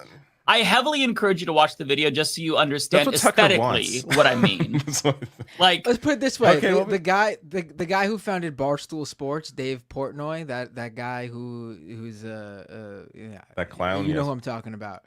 Yeah. He tweeted out today that he met this guy Larry Sinclair because I guess Tucker Carlson filmed both of their episodes around the same time, or maybe even the same day, because Dave Portnoy was on a previous episode of Tucker Carlson's Twitter show. And Dave Portnoy said that Larry Sinclair might be the biggest bullshit artist he ever met. There's no one he would trust less than Larry Sinclair after meeting him, and that there's 0% chance this guy's story is true. This is a guy who's like in the Trump world, in the Joe Rogan world. So for him to be calling out this bullshit, I think it says a lot. Yeah, I mean, it's. I haven't watched this. It's a minute. I guess it's whatever. It's a minute. It's quick, but Just a guy you'll who's in see town that for the it's- night, and it sounds like you're looking to party. Yeah, pulled up in a bar outside, and there's this guy that's introduced to me as Barack Obama. I had given Barack $250 to pay for coke. I start putting a line on a CD tray to snort, and next thing I know, he's got a little pipe. The music, like this, Right. It's like they edit with this Tucker clip. So Unbelievable. Carlson So really- ridiculous. Tucker Carlson really. This is an interview, y'all. This is. It doesn't say Tucker on X. Is this Twitter? Is this like That's it's his his Twitter Twitter. show. Yeah. That's the name of his Twitter show. Tucker this on is X. no. I gotta also share this. This is evidence on Obama's side. What gay He's man was definitely it on to something. answer? That's for sure. Pipe and he's smoking. So I just started rubbing my hand along his thigh to see where it was going, and it went the direction. I am No. about to. You guys stop playing with me. This is absurd. So full of shit. No, Obama better find this man. Hey, listen, RICO charges right here. Okay, this is criminal. This is criminal. Larry, what happened? You said you wouldn't tell anybody. No, this is. And then he starts to detail it. Please, guys, do not let my ears bleed. Okay, no. Well, it didn't happen, so. Direction I had intended it to go. Even though you had sex with him twice, you did cocaine with him, watched him smoke crack twice, you had no idea who he was. I had no idea who he was. That's the obvious question. What was Obama like on crack? I was. Is it your That's sense what I that wanted who you guys Obama to is see. transactional, or that he's bisexual, or like what is this? It definitely wasn't Barack's first time, and I would almost be willing to bet you it wasn't as long. The guy's running for president. This editing, I can't. That I can't with this editing. It's so unbelievable. Larry. This This is trust an me. investigative story coming up at 6 p.m. This is an investigative story. They've broken something. Like this is breaking news. You must watch for more details. The way they edited that is absolute. This whole thing is crazy. Like this is a joke. God. You guys, this is a joke. And Tucker Carlson is so serious. He's a real Walter Cronkite. Yeah, I know the way he's playing this off.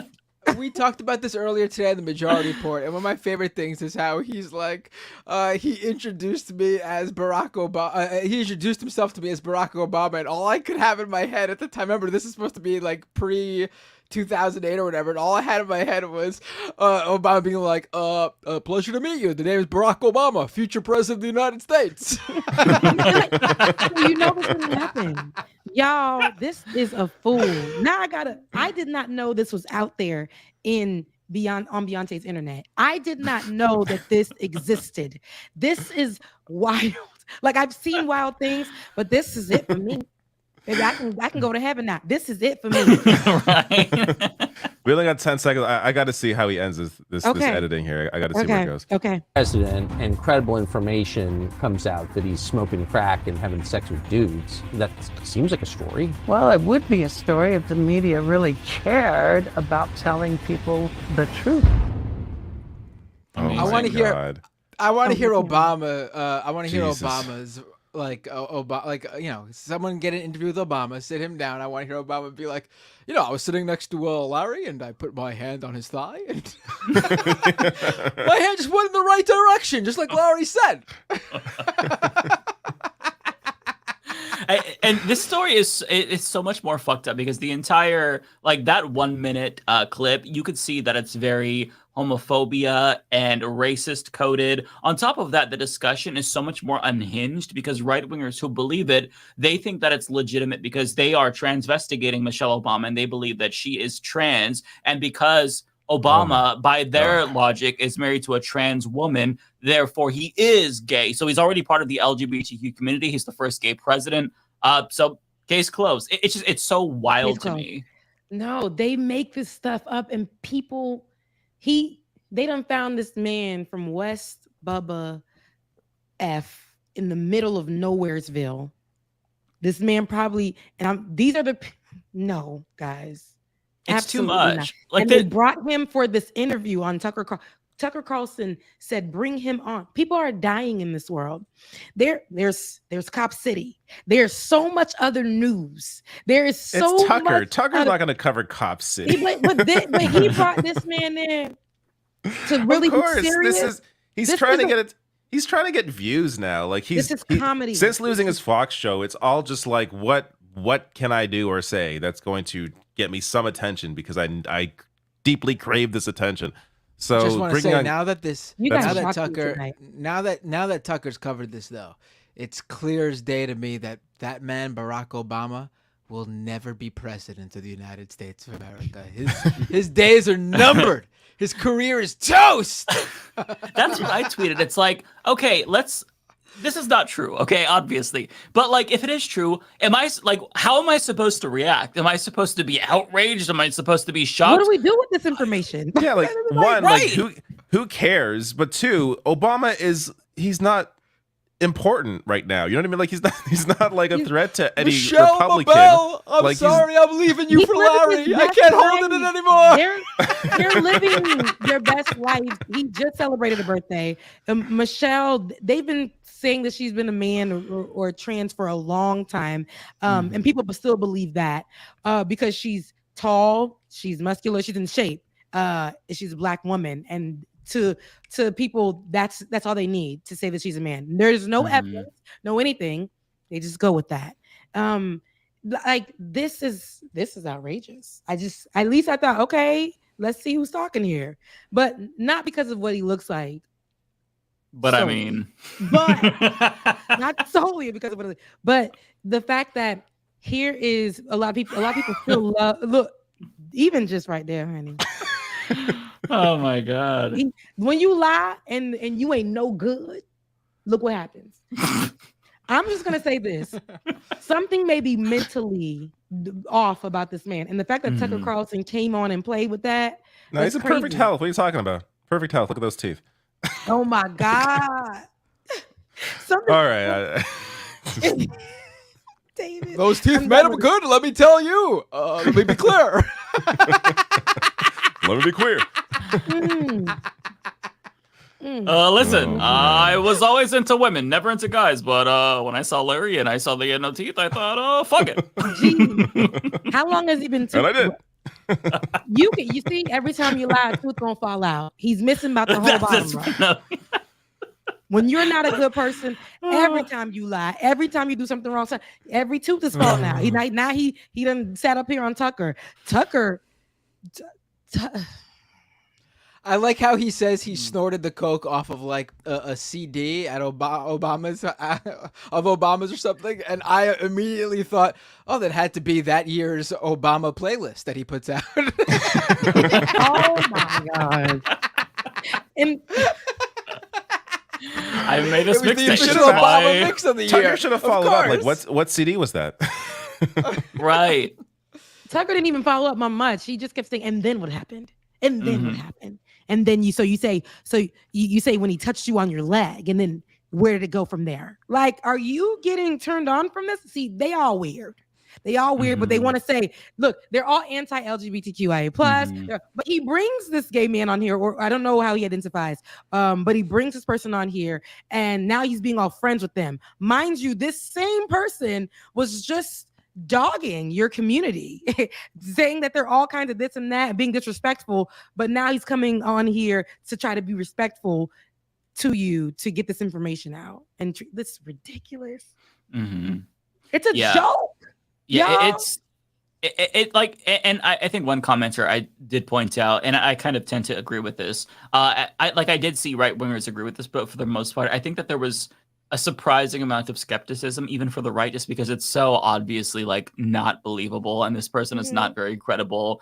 It's bullshit. I mean, the best, if you want to be as charitable as possible, is that he met up with somebody who he thought looked like Obama. Like that's it. But I mean, 0% chance that this happened. Like 0% chance. So this is what this is the Hubiner was talking about. Okay. I met Larry Sinclair. Oh, do you want to read? Okay. Oh, yeah. Go ahead. Dave Portnoy said, I met Larry Sinclair when I was doing my Tucker thing a couple of weeks ago. I would trust Anna Delvey before I trusted anything Larry Sinclair said. Top to bottom, maybe the least trustworthy human I've ever laid eyes on. I'd say his story had 0.0% chance of being true, and that's generous. You know and what? This is a guy who's largely conservative. Yeah. Pull up this tweet. This is immediately the tweet I thought of. This is totally going to be, this is the Larry Sinclair scenario. This is totally going to be what ends up happening. Wait, this? You ever see this meme? Oh, shit, yeah. Where this guy says, oh, go up a bit. I always told people I met Michael Jackson, but now that I found the picture, man, what the fuck? Who the fuck was this? And it's a picture of this guy as a kid who's clearly with like a MJ impersonator or something. My god! Yeah, but for a kid, poor baby. This is gonna be the Larry Sinclair experience. He's gonna go back to find like a old Polaroid. He's gonna be like, wait a minute. No, but time has passed. I think that he really believes what he believed. And, you know, I don't know how this was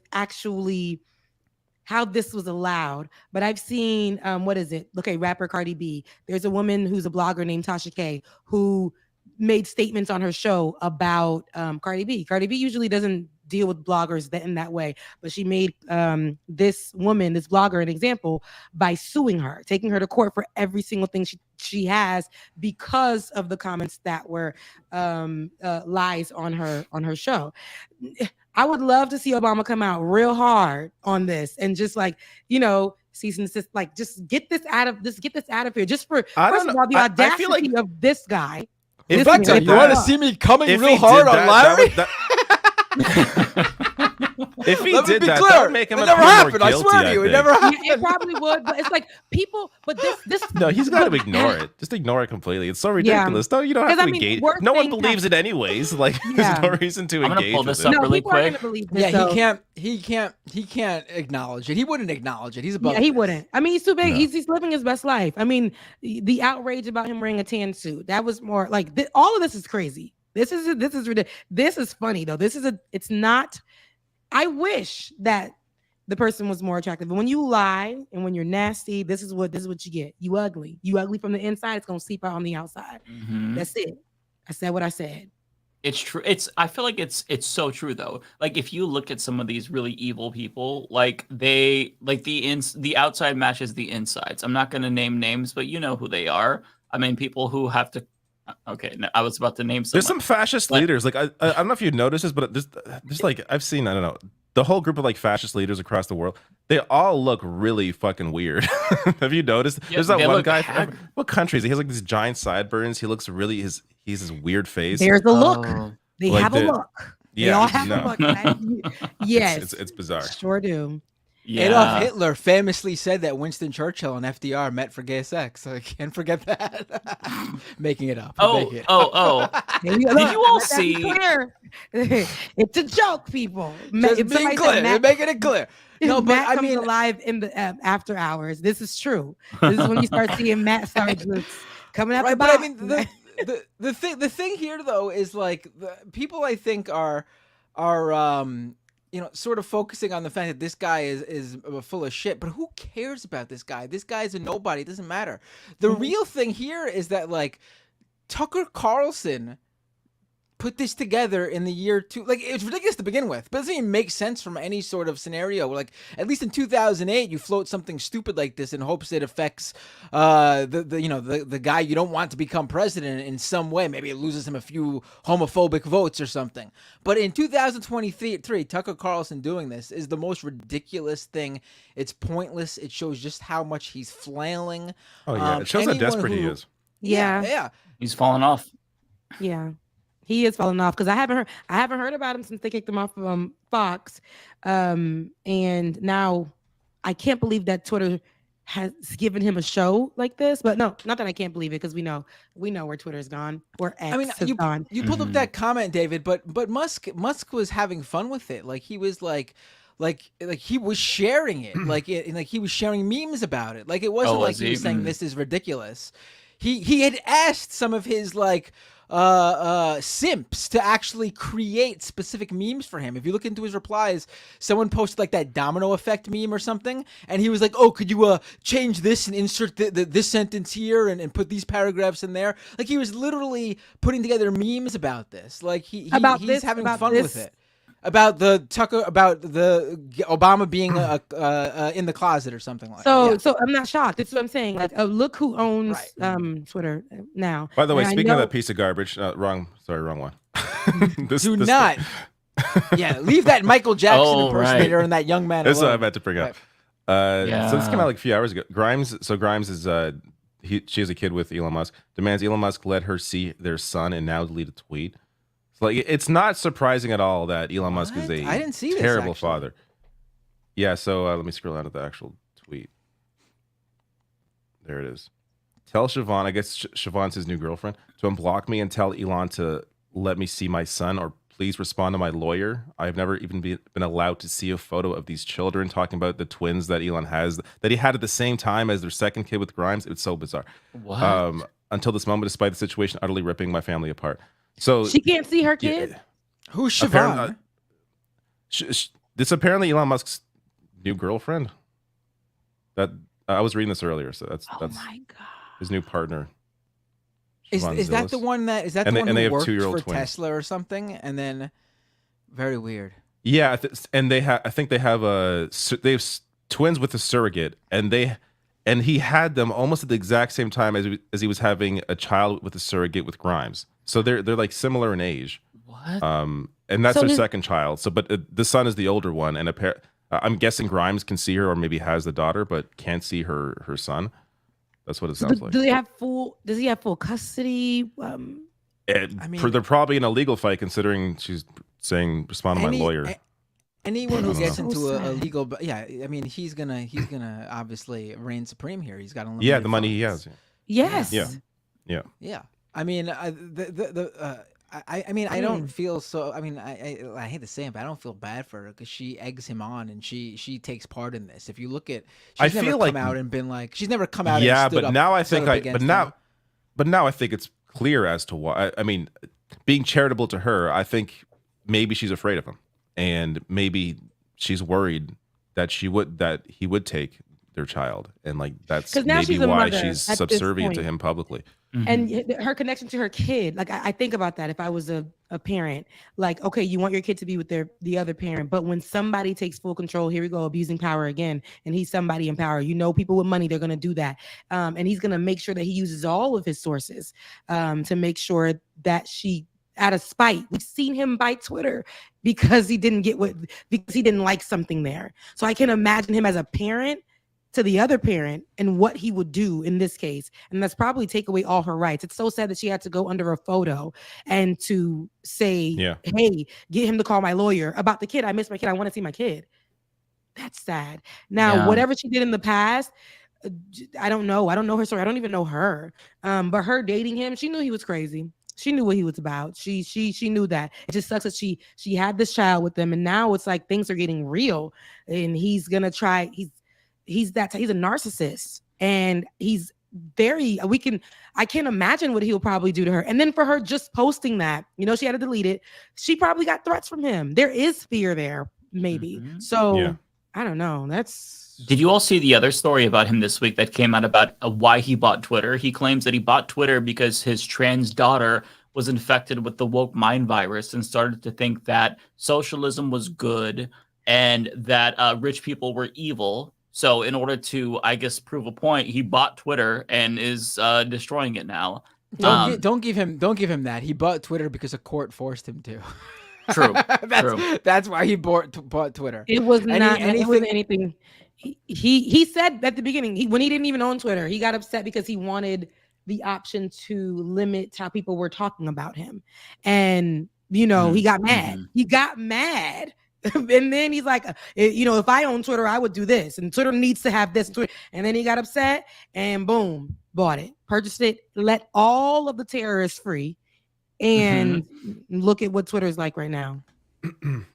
But yeah, so in common, did he really directly blame Twitter? I mean, this headline's claiming he blamed elite LA school for brainwashing. These are all these Elon Musk stories coming out now are all from that upcoming biography about him from Walter Isaacson. I think his name is. Yeah. The Walter Isaacson one, the guy who did the Steve Jobs book. So these are all coming out of that. There was also a piece going around today from the book about how he purposely cut off Starlink for Ukraine when soldiers were doing some sort of they were about to do some sort of campaign on the border of Crimea or something, which it's like an underwater mission, right? It was something like that, and then someone pointed out a bunch of people looked through his history, and around the same time this would have happened, Ian Miles Chong tweeted at him publicly, specifically telling him to do exactly what he ended up doing. So I'm not sure if he's taking his consulting That's from Ian amazing. Miles Chong, but yeah. That's wild to me. Anyways, how about we get to super chat? Sounds good. Yeah. By the way, shout out to What You Can Do, who's in the chat, a fellow content creator. Go ahead and give him a follow. We love him. Yeah, no, actually, I never knew who he was. Somebody pointed him in my direction. I think it was one of you guys. Letter Hack too, and had pointed him in my direction. And when I talked about my situation on the show, he did a video on me, and he was giving me my flowers, so to speak, in my work as a journalist, past and present. And I don't even know this person, but when I seen that, I thought that was so beautiful. And he was just rallying around me and loving on me. And I really, really appreciate that. Thank you so much. So you're watching now, you're in my chat as well. Thank you so much. What you can do. And so I know he has a page and he supports a lot of people and tells people who to follow and who to look out for in these spaces. So thank you for your work, and thank you for thinking of me and saying all those nice things. I appreciate it. It made my day. So nice. It's so wholesome. It's nice to see people try to create content where they're not like attacking people and trying to bring people down, but trying to lift people up. I think that's really awesome and sweet. So yeah, great guy. Yeah. Ooh. All right. Y'all about to read these chats. I'm gonna be here for 2 seconds and I'm go to sleep. Yeah, working. No worries. I can't wait to go to bed too. Who's this for? Not for me. Let me pull mine up here. Oh, that's for me. For Mike. Yep. Katie, damn it. Squirrel Gang Stand Up. Ben Squad. Oh, that's OG. That's from back when we had a different, yeah. But I'm gonna let Ben know. Somebody says Squirrel Gang Stand Up. Ignore Husky with a $10 super chat. I remember last time you had some comments about some of the bands I sent, but got my super chat super last second last time. Here's the tithes and have a good one, Matt. Stay punk. Oh yeah, I remember. We'll have to talk about it because I don't remember again. For me, Das Boys Fleesh. I'm not sure if I said that right. Says breaking. Vivek just won the contest. I'm not speaking about the primary. I'm speaking about the World Fake Smile Championship. Crazy. I think all those guys on stage were all competing for that. Oh yeah. Oh my God. All fake as hell. Kodiak with $4.99. Yo, Mike, I showed my far right dad a video by you. He went absolutely insane. Keep fighting the good fight, Mike. Let's keep triggering the fascists. Oh man. Well, I'm curious what video you showed him. Yeah, I'm curious too. That's really funny, actually. Mike from Daredevil, $2. Thank you. Thanks for not shadow banning me. You're welcome. Do I have a reason to? I don't know that you can. People Can you? Oh wait, no. I guess that every ban is technically a shadow ban, right? Because you hide them from the channel, but they can still comment. I rarely do that. Can you unless even it's- ban anybody? Yeah, I don't know. You could do a full ban. I think they Not can sure that still even like. exists. Yeah, and I rarely do it unless you say something really like misogynistic or homophobic. Take the credit, Mike. Just say, yeah, I did that. You are welcome. Daredevil with a $2 super okay. chat. Matt, thanks for not shadow banning me. Of course, it was all me. I did. Did I shadow ban Daredevil? Is this what's going on here? Mm. Maybe I should. To be clear, I don't mod the chat. I'm talking during the live stream, so I'm not. If you're shadow banned, not on me. David might have blocked you from his chat for not being racist enough. So you got to. Oh yes, of course. That's you pegged me. Cutthroat Kilo with $5. Left is best. Thank you. Bender really enjoying his own jokes here. It's great. Forgot about that. You forgot about that, didn't you? This is when he forgot about that. He gets all giddy. Find someone in your life. Find gets someone really in your late. life that makes you laugh as much as Matt Bender makes himself laugh. You deserve that.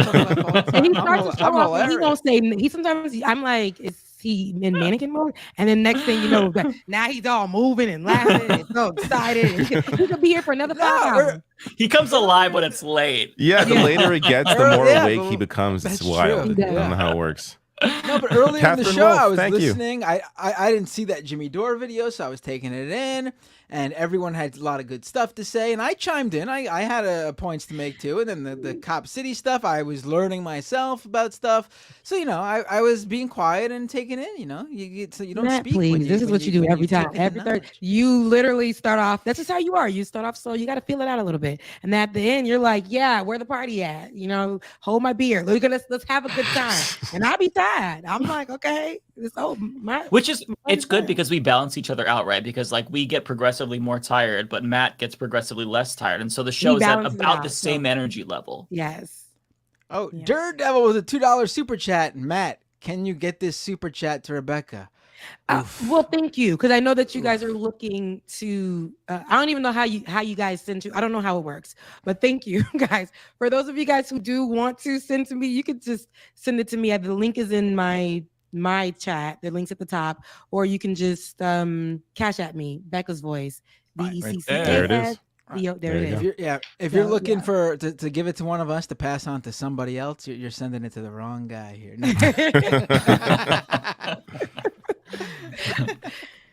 Oh, Is this for Ben? This is for Well, Ben. he's not- Yeah. He's not here. Ben, thanks for not Daredevil. shadow banning me. I'm Oh, guessing they're this is a not. shot at me. And you know what? Based on how petty these super chats are, if you're not shadow banned, I will ensure that you are now shadow banned from my channel. Wait, did you do that, David? David, are you like to go around? I didn't do banning people? shit. I didn't shadow ban anybody. Okay. I'm talking Maybe yours during. is coming. Maybe If he's shadow banned, there's a good reason for it. So No, maybe the next your- super chat. Your super chat is coming. with that in Daredevil. it. Yeah, that's how exactly. David I don't know. likes to I'm not keep seeing his anything coming up. David likes to keep his live chat nice and toxic, so you might have brought too much health to the conversation. I'm very curious now, Daredevil. Clearly, You need to I give us saw some more. toxicity no one else caught. So eventually, he'll be shadow banned. I'm just a trailblazer. You will all ban this Daredevil at some point. Just a matter of time. Bay Photo. Who's this for? Not me. Watch Is it Dr. for- Cornel West destroy fools while simultaneously telling them, "I love you, brother." It's a beautiful thing. Exactly. Bay photo 499. Was that Beautiful. for Ben? It Might could be have for been, Ben, yeah. Kowalski 199. Harvest has arrived. Hello, darkness, my old friend. Relatable, Kowalski. I'm feeling it too as it gets colder. The dread is setting in. Colder. It's a heat wave in New York right now. It's Is it? Yeah, it is hotter than it was. boiling. Yeah. Oh, It's boiling here too. Yeah, it's like super hot. This was the first week that it's pretty cold. In the daytime, but then it's cool, like a cool 60 degrees in the night. But then it's like as soon as this is not the time to try to put on your little sweater and go outside because you're gonna bake, right? You're literally gonna bake, and then you're gonna go. This is time for thermostat wars. You don't know. You just don't know. Yeah, You that's just true. keep playing with it. It's. I hate it. I hate it. I so know. much. Yeah. Yeah. Narrator with a $20 super chat. Dems and Republicans both support tough on crime, the military-industrial complex, and protecting capitalist interests. U.S. population, 4.23% of global, 20% of global prisoners, 31% of global wealth, 4.5 million dead, 38 million refugees from war on terror. Right, yeah, but yeah, on those issues for sure.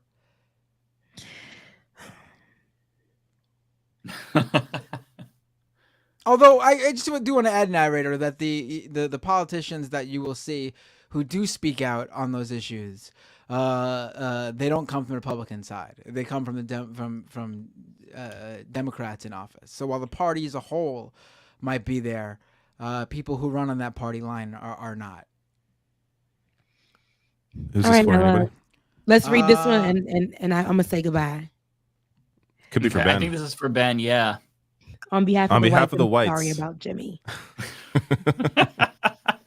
Absolutely. Thanks for the apology. But I'll say thank you for Ben. But yeah, I am out. Love you guys. Mean it. I have fun with you guys like I always do every Thursday. You guys enjoy your night with with Matt in all of his glory, because it's about to be a time. He gonna be up. He's gonna be up. So, it's gonna be one man standing at the end of this at some point. Definitely is. You guys, love you, mean it. Head over to my channel. Help me. Yes, go subscribe. Go over there, watch time, all that good stuff. I'll begin to post. And for you guys who don't know, Ben and I have a show called Like It or Not with Rebecca Azor. And you could definitely watch it. We're going to be on this Saturday. Saturday mornings are very, very fun. Make sure you catch it. It's going to be on the Benjamin Dixon channel this Saturday. Mwah. Love you guys. Mean it. I'll see you guys next Thursday. You take care. Yeah. Good night. Bye. Man, pull back. Right yeah, now. what the hell? Saturday morning show. That's a smart idea. I don't know if there's any people streaming. On No, Saturday it's a good No, slot. it's great. Open yeah, slot. Yeah, good for That's that. great. Yeah. Okay, this one's for me. Narrator with $5. America has always been fascist. The difference is that democracy is no longer safely coded for majority rule by white elites, so it's no longer useful. I mean, yeah, to an extent, I pretty much agree. It's getting worse though, for sure. And yeah, I mean, look, the end of capitalism, it's always fascism. Like, it always breaks down in this way. So yeah, but there's still time. It's not over yet. We can still salvage the country. We just gotta try. This one's for me from Hideous Lemon. Nice to see you, Ewan, who always shows up at the Patreon chats that we do, or the Zoom chats that we do for Patreon members. The Caucasity, laughing my ass off. Can Ben become a permanent member of the podcast? Because every time he's on, it's been fucking great. I would love that. Yeah, Ben's awesome. I would love to have Ben become a permanent member. Daredevil with a super chat. Another super chat. Matt, this is for Lance for not shadow banning me. Dang. And Daredevil should be aware that I'm the one clicking the chats. I could just ignore all the Daredevil super chats. Don't worry, Daredevil. I could go back and click on them. If you want to send, he more. won't even know. He's not following along. He won't even know they're missing. He won't even know. You will disappear. You will be shadow banned from the entire channel. Gone completely. Again, maybe a mod banned you. I have no idea. But if you're hurt, I'm sorry. I apologize. I hope you feel better. For Resta with a $5 super chat, Jimmy talks a lot about how his dad was a cop. I used to watch before his mask came off. I think Jimmy having secondhand cop brain is good context. Interesting. Yeah, my dad always hated cops. Jimmy used to do criticisms of cops because he and this has been Jimmy's politics. Like it's clear now. This has been his politics forever. It's always personal, right? So he hated he mentioned how he hated his brother, like who's like a really shitty cop. So he would cover like a lot of shitty cops. And then he stopped doing it because the algorithm, like the money is more important to him than his personal grievances. So he stopped doing that. But like you look at someone like he began hating Bernie and AOC when they wouldn't come on his show. Like it's this a lot of his politics is very like petty, and then he moves towards what makes him money is kind of what motivates most of it. Mm-hmm.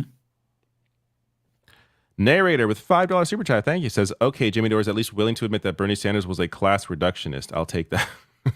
I don't agree with that. I don't agree with that, especially in 2020. I think Bernie got a lot better, but I'm sure he could have done better for sure. Yeah. There's of course criticisms there, but I don't think Bernie was a class reductionist. Mm-hmm. Kowalski, Canadian flag, yes. Trees burning. I imagine this is maybe the forest fire. Yes. Farmer, I think.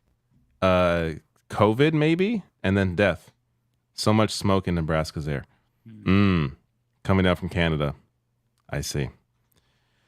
Yeah.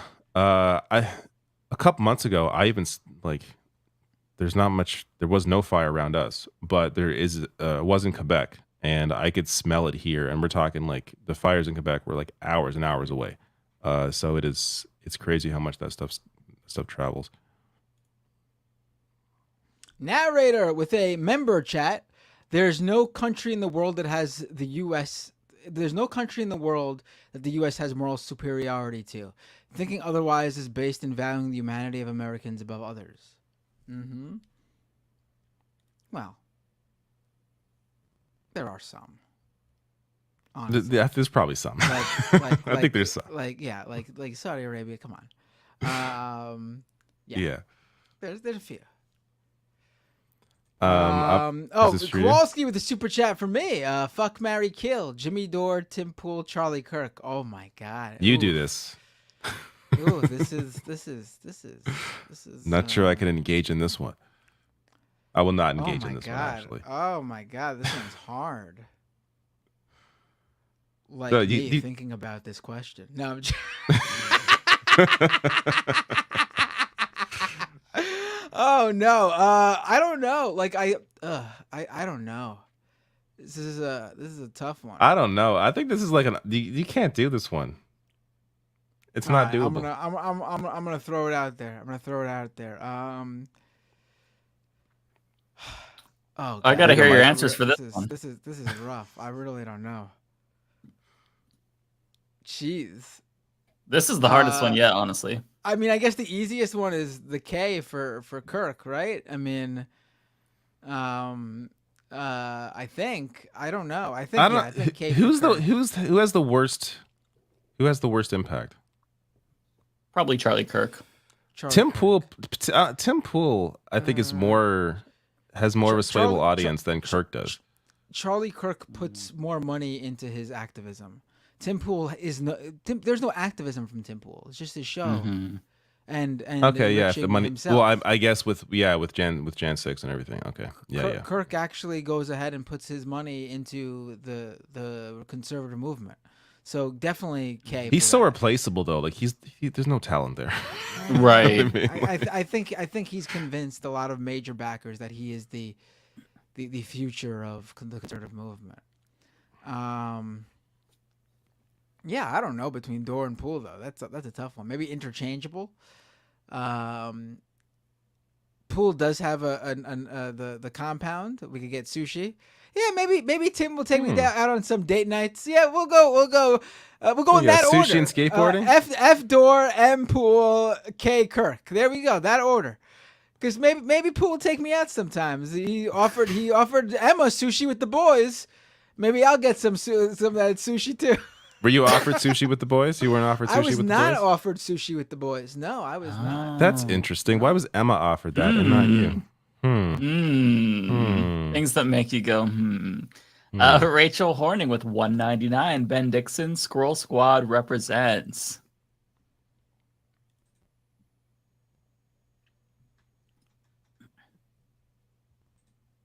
It's Tokyo for me. Hans. That's for me. Tokyo Hans with the super chat. Was that David Dole on the far right of the chart? I'm guessing that's a joke. when I wasn't Mike, on the chart. Was it Mike or you pulled up the left right media chart? Right. Yeah, that was yeah. me, I saw Rational National right next to Vaccine News. There's actually a lot of like, I don't know, like if Jimmy Dore's on there, then why isn't the Majority Report on there? Or like Kyle Kalinske, or like Lever News, David Sorota's outlet, which is like an actual on there? journalist. TYT's on yeah, there, they're on there on the left. Truanon was on there too. Oh, really? Yeah, Truanon bumped Chapo off the charts, I think, because they're in the space where Chapo was, I believe, last time around, and Chapo's not on it anymore. I don't know how they make these calculations. Really bizarre shit. Yeah, it's very weird. I lost my. This is me. Kelsey Soloway, $10 super chat. Thank you so much, and it's Canadian. So a fellow Canadian here. God, there's way more money in grifting as a leftist than there is being an actual good faith content creator. Oh my God, yeah. There. If David knows from experience. If I knew from experience, I wouldn't be on a show called The Leftist Mafia. I would be on a show called like Why I Left the Left. And I don't know. Sounds like a grifter ingratiating themselves into the left by being on a show called Leftist Mafia. That's right. That's my plans. Be here for the next 20 years. Cash out when I'm, in my 60s. That's the plan. That spot was already taken by a triangle landlord, so this show has been. I'm not sure she was ever really her concept was never really left though. It was just like, I mean, it's I never like watched her shit, so I don't know. vaguely anti. My understanding was, yeah. It was more, whatever. I don't want to go back into triangle face, but yeah, there's nobody on the left. I mean, there isn't, YouTube ads, I guess, Patreon, but in terms of like big donors, that does not exist. Magic Spoon, possibly, although I have not replied, so I'm sure that's gone. Hello Tushy, maybe. Venetia David hello with a Tushy. Venetia David with a 10-pound super chat. 10 pounds! Matt, please try and interview the lady with the whistle, the one who's behind Peter Navarro, right? That'd be awesome. I was looking her up. I can't. I don't think even the news reports have the the captions for the photos just says "lady with a sign." It's just all. I don't think anyone knows who she. I mean, someone's got to know who she is. Whistle lady, if you're what watching if she just comes this, on and just brings her whistle out and starts whistling as you're like interviewing her? Oh, David, did David just freeze for you too much? Everything just froze. Okay, I thought that was my computer. No, everything just froze for me. Oh, was okay. Me? I guess that's weird. Oh, usually my internet is very bad. Anyways, I was saying, what if she just comes on while you're interviewing her? She starts like she pulls her whistle out, just starts whistling the whole time. And I would love it. I would love it. That would be great. I would just sit there and accept my fate. We're gonna get the whistle then. If anyone knows who the lady with the sign with the whistle behind Pete Navarro is, hit me up. I would love to talk with her. Because I'm actually dying to know. My main question is, out of all the Trump people, why him? I know. Very specific. There's got to be a good reason. I just love it though. She picked a random ass Trump dude, and she's sticking to it, and she's never gonna let him go out in public again or have a press conference without the whistle. It was a calculation where it's like he's not gonna have too much opposition towards her when she's there, so she's like, it's like a safe bet. Someone you could do this to and not face too much pushback. Yeah, less people around to drown her out too. So yeah. Lebowski, $2 super chat. Thank you. Says, how about Biden protecting ANWR? That's good news. I was like, what is that? And I looked it up. Arctic National Wildlife Refuge. Yeah, so I heard something about this. I didn't read too much into it, but they're canceling the remaining oil leases, I believe, in the Arctic. Yeah, I heard about this. Yeah. There's differences between I mean, again, is it going to, solve the climate crisis? No. But there are differences between the two. Let's be clear about that on every issue. Yeah. Let's be clear.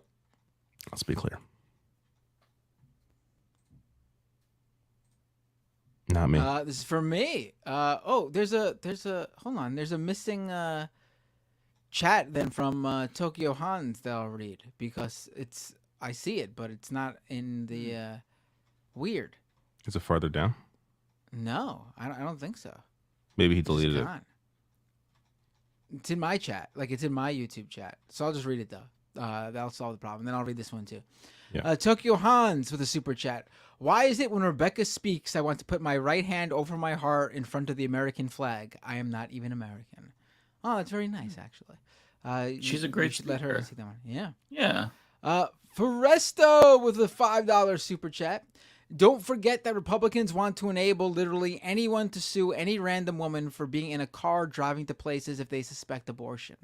Right? Yeah. Mm-hmm. Oh, God.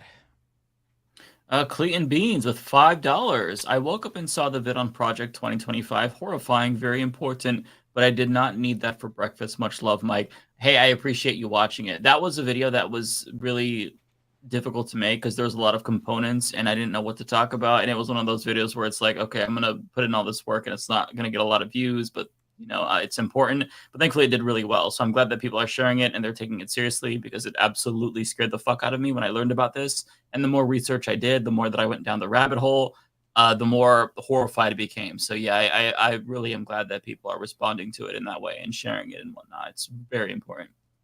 It's always wild how the most important stories get the least amount of views. It's just yeah. Climate change. I mean, anytime I cover anything Canadian, which I still do because I want to cover it, but just obviously the viewership's going to be different there for various reasons. But yeah, it's the way things work. Yeah, we push through it and we do what's important. I did a video on what was that today on student debt. Knew it wasn't going to do very well. It did not do very well, but it was important. And I was fucking pissed off. So I needed to rant about that.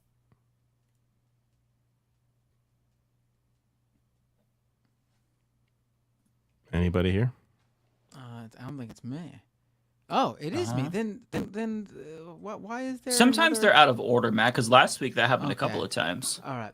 Foresto with a super chat. I want to love the Green Party, but it's barely better than a scam at this point. No ground game. Just show up every 4 years to collect donations. Yeah. I mean, yeah. I don't know why they don't run candidates in anything else. I mean, I know that there are every now and then candidates that run, but I don't see any like party backing. Like it's not like the National Party gets together and it's like, all right, here's the slate of 5 to 10 candidates we're all going to go out and support and collect money for and put money into a campaign for. Like, I just don't see it. Part of the issue has to be media, right? Like, there's no real national attention on a Green Party unless the media is talking about how they're going to be a spoiler. So, like, there was no attention for AOC when she was running. I mean, there's no excuse. I know, but that's a primary. It's it's a Democratic primary. It's going to be a different situation than a third party. The issue is the electoral system. I don't think the issue is just like the Green Party and their lack of obviously there is a lack of support there for smaller races, but the issue is first past the post. Like I think that's ultimately the problem with one thing that I would say as like a former Green Party voter is there's a lot of excellent like individual Green Party activists. Like Margaret Flowers, for example, did so much good work, for net neutrality during the Obama era and whatnot. So individually, their activism is excellent. I just wish that the National Party would organize ballot initiatives to get ranked choice voting, because I don't think they're ever going to have a chance of reaching 5% or even getting any success unless they get ranked choice voting. Because if you take away that spoiler argument, then there's no reason to not vote for them. They do much better. So I wish that they would organize around that, because you're not going to be able to be successful if you don't get electoral reform. That's just a fact of reality. It's Duverger's law. So I wish that they would focus on that more. Some of them do, to be clear. Just like there needs to be a national movement by the Green Party in each state to like get ranked choice voting in this state. And because you could get it on the ballot in certain states, and that would help them. They'll do so much. I would like to see that personally. Narrator with a super chat, $5 super chat. This election is too important to stray from the duopoly. Wait 4 years, and and that election will be too important to stray from the duopoly. I mean, You don't Yeah. beat it by it again. It's the electoral system. That's yeah, the reality. and it's always going to be one of two evils because we live in a capitalist society. Every candidate is not going to be very good. They're going to be shitty. Even if we could get electoral reform and have 4 or 5 parties that are electorally viable, guess what's going to happen? They're going to start out really great and they're going to start to sell out because capitalism eats away at each of these parties. It hollows them out. Ask the Green Party in Germany. When they finally got enough votes to be in a governing coalition, what did they do? They voted for war, betrayed the fuck out of their constituents. And they did that so they can keep that coalition together. Capitalism is the real thing that you have to focus on, not just the duopoly, because even yes, we need more parties, of course, but even if you get more parties, capitalism is going to do its fucking thing. Focus on capitalism. And even if, yeah, that's 100% correct. And even if you want to live in this world where only if, all these people on YouTube or whatever supported a third party, you're just not going to make a difference. Even, right. I would even say, even if CNN came out and was like, you know what, we're backing a third party run from this person. I still don't think that third party, just CNN, the CNN viewership is not going to, win you an election, let alone, some YouTubers. So it's not, that is the lack of media attention isn't the problem, or media support isn't the only issue, I should say. The real issue is, as Mike said, capitalism, but also just, the electoral system. And it's going to be an ongoing problem. Yeah. Let me be clear. If anyone tries to break up the two-party system, I'll make a few phone calls and destroy it. That's right. It's me, Barack Obama. I mean, that basically happened in 2020, but yeah, that's a joke. Thank you. Yeah. If you're a leftist, well, it didn't break up, but you apply that to a two-party system. It's a little different than a primary. But yes, I get your joke. Yes. Listen, to be a leftist is to suffer, right? Can't win within the system, can't win outside of the system. We just do the best that we possibly can. Okay, that's life, unfortunately.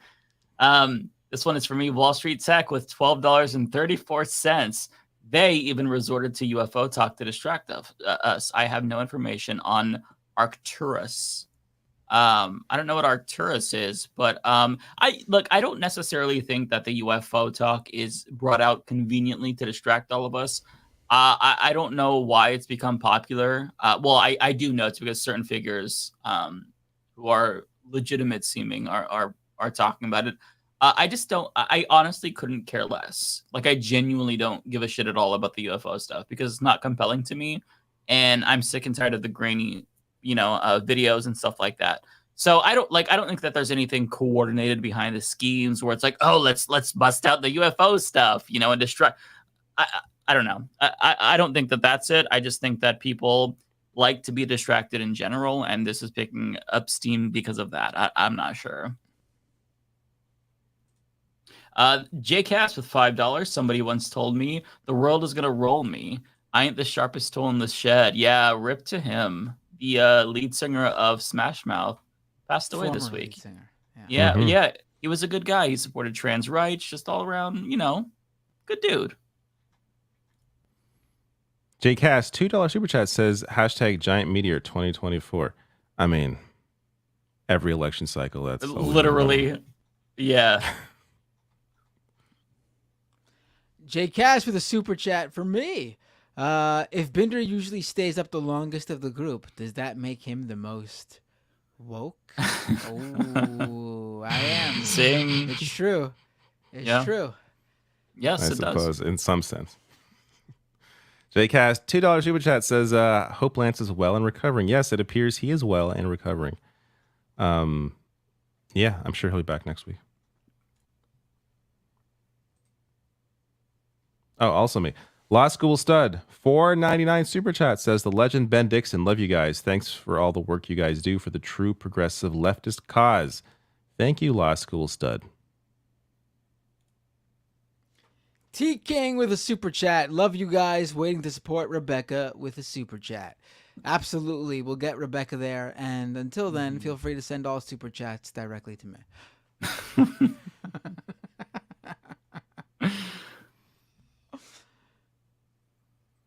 Ford 8484 $5 super chat. Thank you. Says so Del Boca Vista became the Villages eventually. That's how much things changed since the 90s. What's the Villages? I don't understand the reference. That's the community in like the retirement community in Florida that's like super pro Trump. I know Del Boca Vista, but what is it became the Villages? I'm missing that. It just means like in support of Trump. I got no. Yeah, I'm I don't know. confused. I don't know. I don't get know it. Florida. I don't know why they sent it to you, David, being that you're the furthest from Florida. I have Actually, been to Florida. Mike would be the furthest from Florida. Yeah, that's true. Yeah. I've been there. Thank God. Actually, no, I've been there twice. Mm. Once was after I think Trump won. Yeah. I've never been there. I'm advised to not go there now. Yeah, probably. Yeah, I would not go there now. That's for damn sure. Lost my place. Here we go. I don't think this is for me. No. It's not for me. Oh no, it is for me. Snack Panther, $10 super chat says we know Governor Kemp was on crack.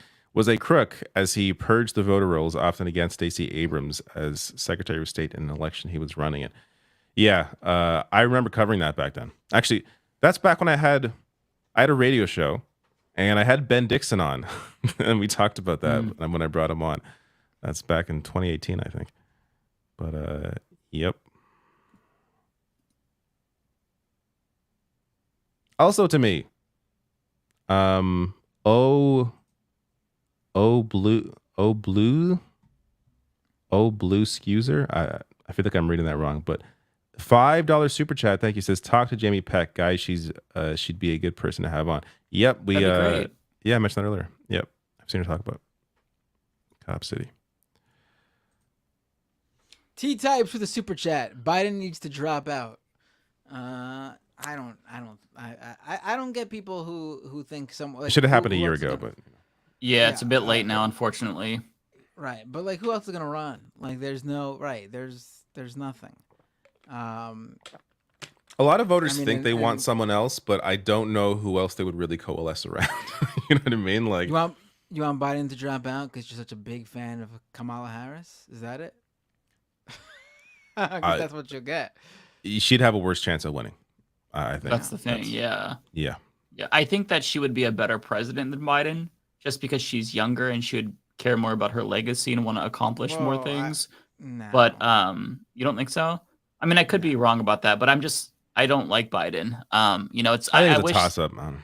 Yeah, I think that he has a better chance of winning than Kamala does, or Kamala. If he was gonna not run, he would have done it a while ago. He's running. That's it. It really is frustrating. Listen, I think Biden, is no great shakes, but he's again, the bar is very low. Yeah, and when right. you take into consideration, Biden's good.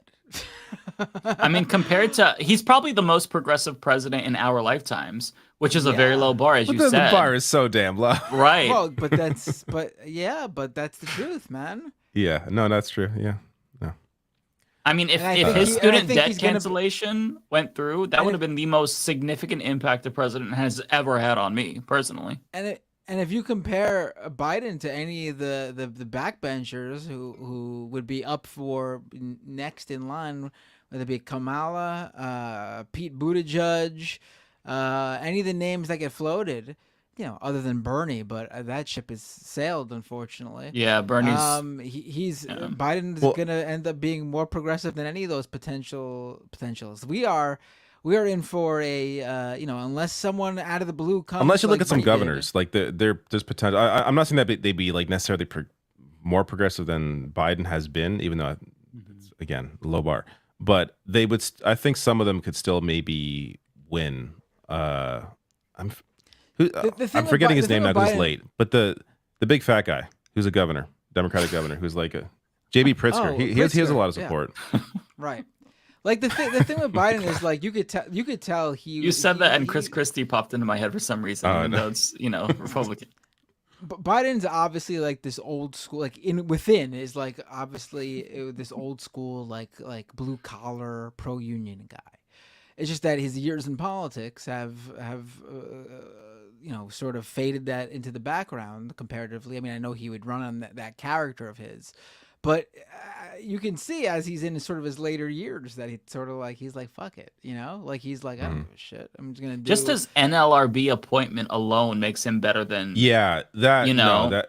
And again, who knows if that's really him or people around him? But whatever the hell the case is, people he's hiring who's in control of the NLRB, doing good shit there. So yeah. Narrator for somebody. Narrator says everything is fine, nothing to see here. Biden can lose because he'll run on protecting democracy after not holding a fair primary.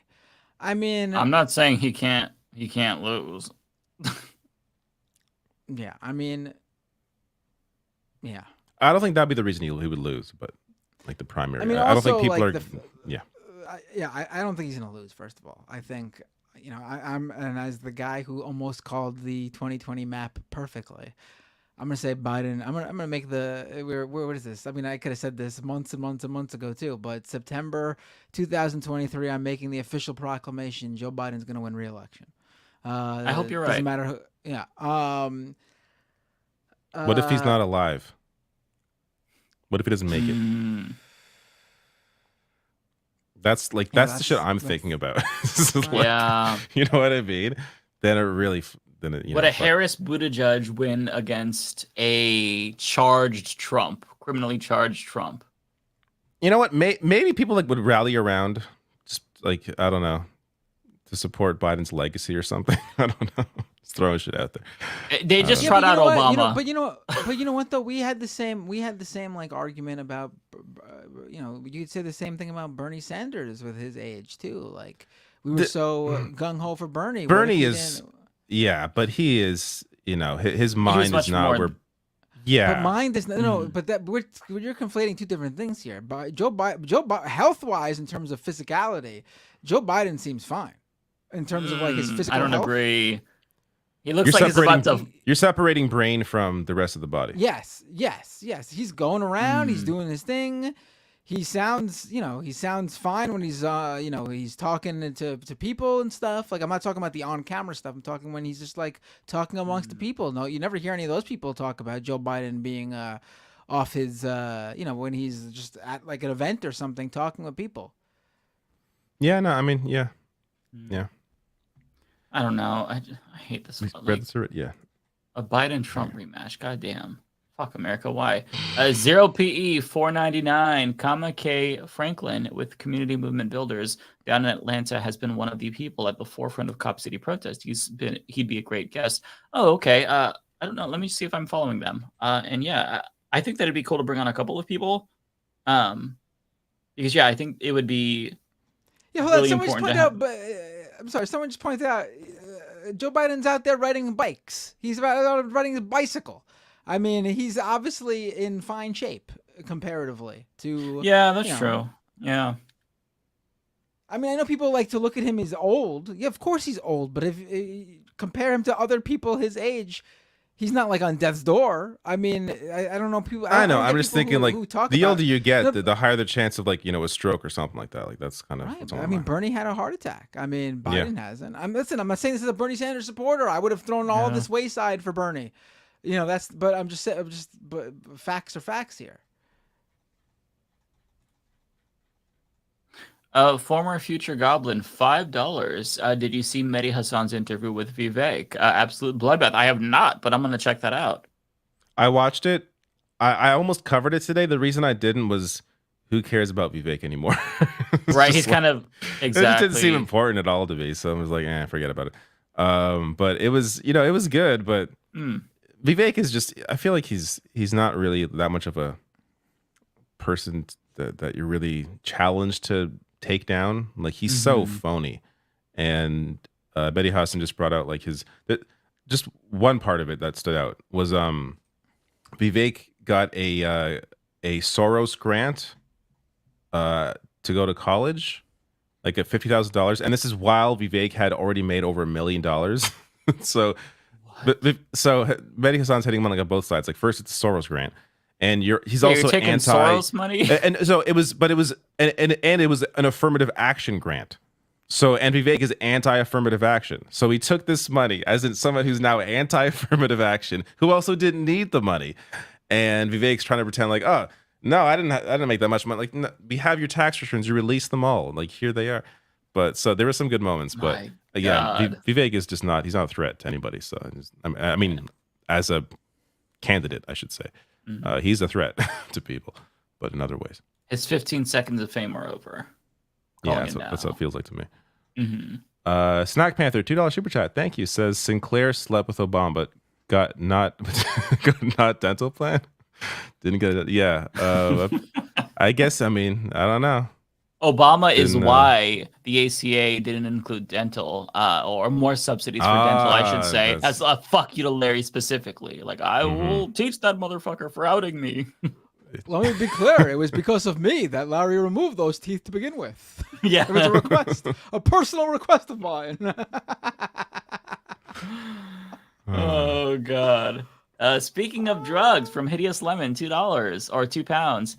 The show is called Tucker on X. Oh, I never thought of that. That's funny. I never. No, thought yeah, of I was that. thinking that. And yeah. Why did that not click for me? I feel like I should have been on that shit. But thank you for pointing it out. Me, Ford8484, $5. Thank you. Says, can we get a video of Kenneth Copeland laughing when Biden won the election? Ah, oldie buddy. Oh, that's a good one. Yeah.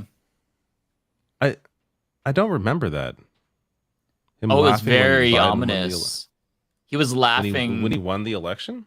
Yeah, he was laughing because he's like, "Oh nope, God has another plan. It's going to be overthrown or something." Oh yeah. But Okay, is very very creepy.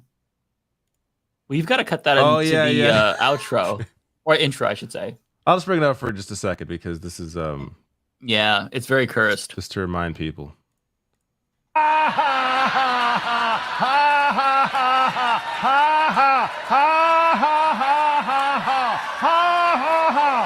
Okay, that's enough of that. ridiculous person. I mean, if you're into UFOs, I was going to say ridiculous human being, but I think he's an alien, so sure. Right? I was that you said UFO? If you're into UFOs, how is he not like your number one investigatory target? I mean, goddamn. Yeah, 100%. We were both on the same page there, exactly. Right?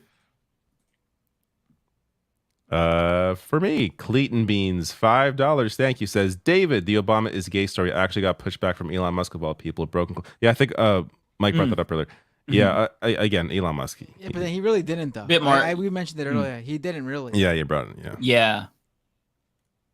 I mean, like, he joked about it. Like, he didn't say he believed it, but he was obviously promoting it for Tucker. Yeah, he's having fun with it. Ignar Husky with $10. If it wasn't so dangerous, I'd find these nutters to be comical and hilarious. Used to enjoy delving into conspiracy stuff for lulz, and now it's just so right-wing and all tied together in a mega cult. Yeah, that's the thing. Like, there was a time where I would laugh at Alex Jones, and now it's just, I mean, not necessarily him, but like now these conspiracy theorists, they have a lot of sway. You know, they do insurrections now, so it's not so funny. Like, maybe if I wasn't an American and I was watching from a distance, it would be a little bit more comical, but at this point in time, it's just kind of scary because people will believe anything. Forkman 199, Nick Fuentes recently said he hates poor people. I saw that, and yeah, not surprising. A lot of these fascists are elitist pricks. They just use working class talking points to rope people into fascism, but it's a bait and switch. Shrek is love, Shrek is life from JCast, $2. I agree. Shrek memes are also very good.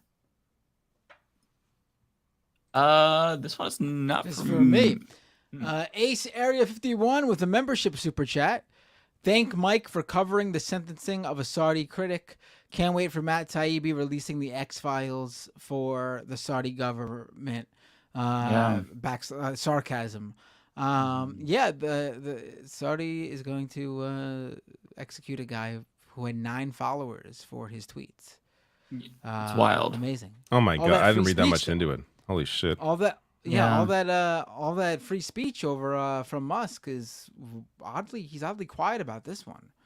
Yeah. On top of that, wonder if it has to do with the fact that Saudi is like the second biggest owner of Twitter. Yeah, they're also even before Elon Musk, the Saudis were being assisted by Twitter. Whenever they wanted information on users, they would hand it over willingly. They were infiltrated before by Saudis, literally. But when it comes to like the warrant that Jack Smith had for Trump, they were not cooperative, but they're very cooperative with the Saudis. It's fucking wild. Yeah, we do need a Twitter files for that. I think this is from me. Yeah, former future goblin, $20. My goodness, thank you so much. That is a massive super chat. I feel like we need an applause for that. God damn. TLM, help. How do I deprogram my friend in Elon Stan? He believes that Elon is a genius. Oh, thank you, David. And I don't know what to say. Elon, make smart people dumb. Has he seen any of our videos, any of Matt's videos, David videos, my videos? Because we have some good examples of how his like changes to Twitter have backfired. Try to find some of these videos. Mine are going to be in the billionaires playlist. It's like billionaires / late stage capitalism, I think. That's where mine are. Maybe you could find some. Because, I mean, honestly, if your friend is a simp, you might not be able to pull him out of that. Yeah, it depends what your friend cares about. Like, maybe the story about him not, letting his the mother of his child see his mom, maybe that'll pull him out of it. Like, maybe you got to get more personal with this kind of, because some people they don't, if you're still at Elon Stan, then you're probably like a capitalist. You don't really give a shit about how he's exploiting people and shit. So you have to, I don't know. It also, whatever, let you can't deprogram everybody. Maybe just, if you can't be around him because he's so obsessed with him, then don't be around him. But I can't imagine it takes over his life that much. Let your friend be weird in that one way, and maybe just slowly plant seeds, but you can't really make anyone change their mind. Yeah, everybody has their quirk, Yeah. So maybe just him being an Elon simp is his thing. But as long as he's not like super insufferable, then Yeah. Black Flags and Roses $9.99. Thank you so much. Says, as a mutualist / anarchist, it was weird seeing that it in the RICO charges, reading the horrors and crimes of anarchism, mutual aid, mutualism, cooperative, direct action, free association, the horror. I have a hard time imagining this shit's going to hold up, but then again, I guess crazier things have happened. I don't know. Those charges are just wild, though. Yeah. Rose J. Neeson, first time with 50. I do not know what that is. DKK? Donkey Kong Country. Oh, of course. Let me check. That is. Why did Canadian? It's Danish. Oh, Danish. okay. Yeah. Yes. Thank you for 50 of those. Says, first time catching you live. It's 4:30 in the morning on my side of the planet. Wow. That is early. But I appreciate you. Appreciate your donation, and I thank you for watching. Who this? Matt or Ben? Maybe it's Ben. No. Probably Ben. Jam Tomb, aka Nika. BPD. I assume that's. Wait, what is that? What is BPD? Benjamin P. Dixon. Oh, P. God, guys, I'm. You're good. I know my brain's not working. I said what I said. It's the truth. Love you, Ben and Becca. There you go. Thank you. They are amazing. Is this me? Yes. Fly Chopper Fly, $2 says, I know one also shadow banned from Rational National. I know one also shadow banned from Rational. Trying to say you're not shadow banned? Because you're not. Thank you. Thank you, Fly Chopper Fly, for your generous donation, unlike some people who claim they're shadow banned. But we don't know for sure. Super Chat guy with $5. Hey, Mike, the FCC has finally confirmed Biden's new FCC nominee. Yes, although it's Anna Gomez, not Gigi Sohn. I'm confident she will support net neutrality. Yes, I am too. And I would say that within the next year, well, we're running out of time, but net neutrality will likely come back. the FCC chair, Jessica Rosenworcel, has made it very clear she's ready to rock. She just needs that majority because they're currently deadlocked. And yeah, Anna Gomez, she supports it. Very, very positive news. Some hopium. Ivan B, $2. Obama should run for president with Larry as vice. Well, you know, he can't run. It'd be his third term, but maybe Larry could run with Obama, like, as, I don't know. Obama as the VP. Can that happen? I don't know. Can you run as a honestly. VP after you're in president for 2 terms? Larry, let me be your shadow president, baby. Probably not.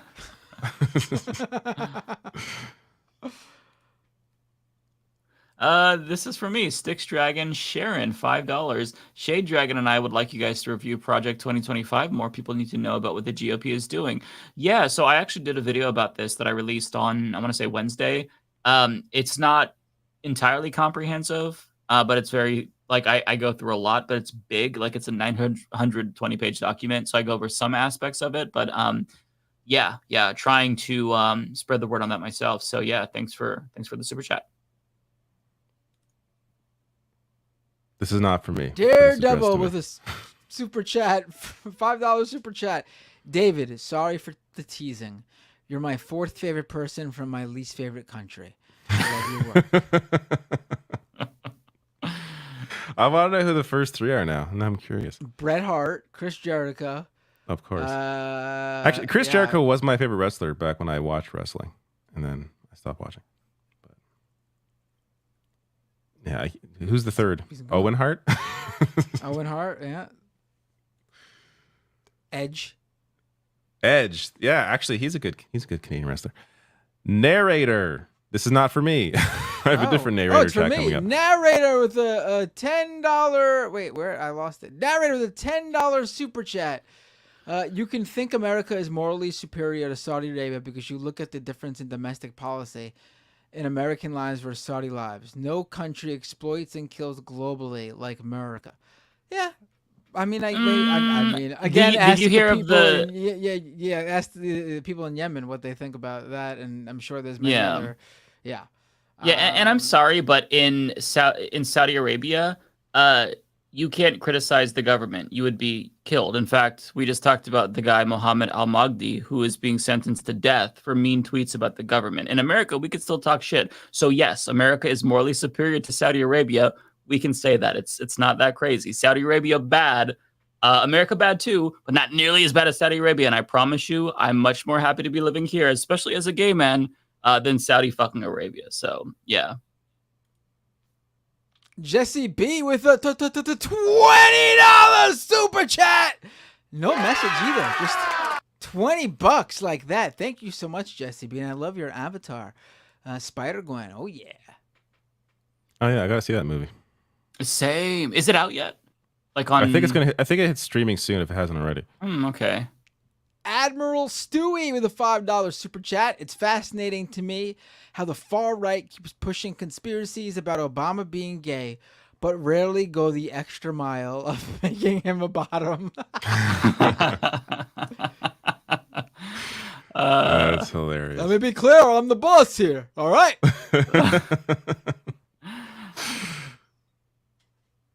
I guess for I guess Benjamin. this is for Ben. No way says, love your work, Benjamin. Okay, this one's for me, just chosen randomly. $5 Canadian. Thank you so much. F Tim so he can finally get laid. Marry Kirk to mess with his family values. Kill Jimmy since he's not worth RXN vids. That's a good idea. Ford is this one? Yeah, this one is for me. Wow. Ford 8484 with $20. Thank you so much. That is very kind of you.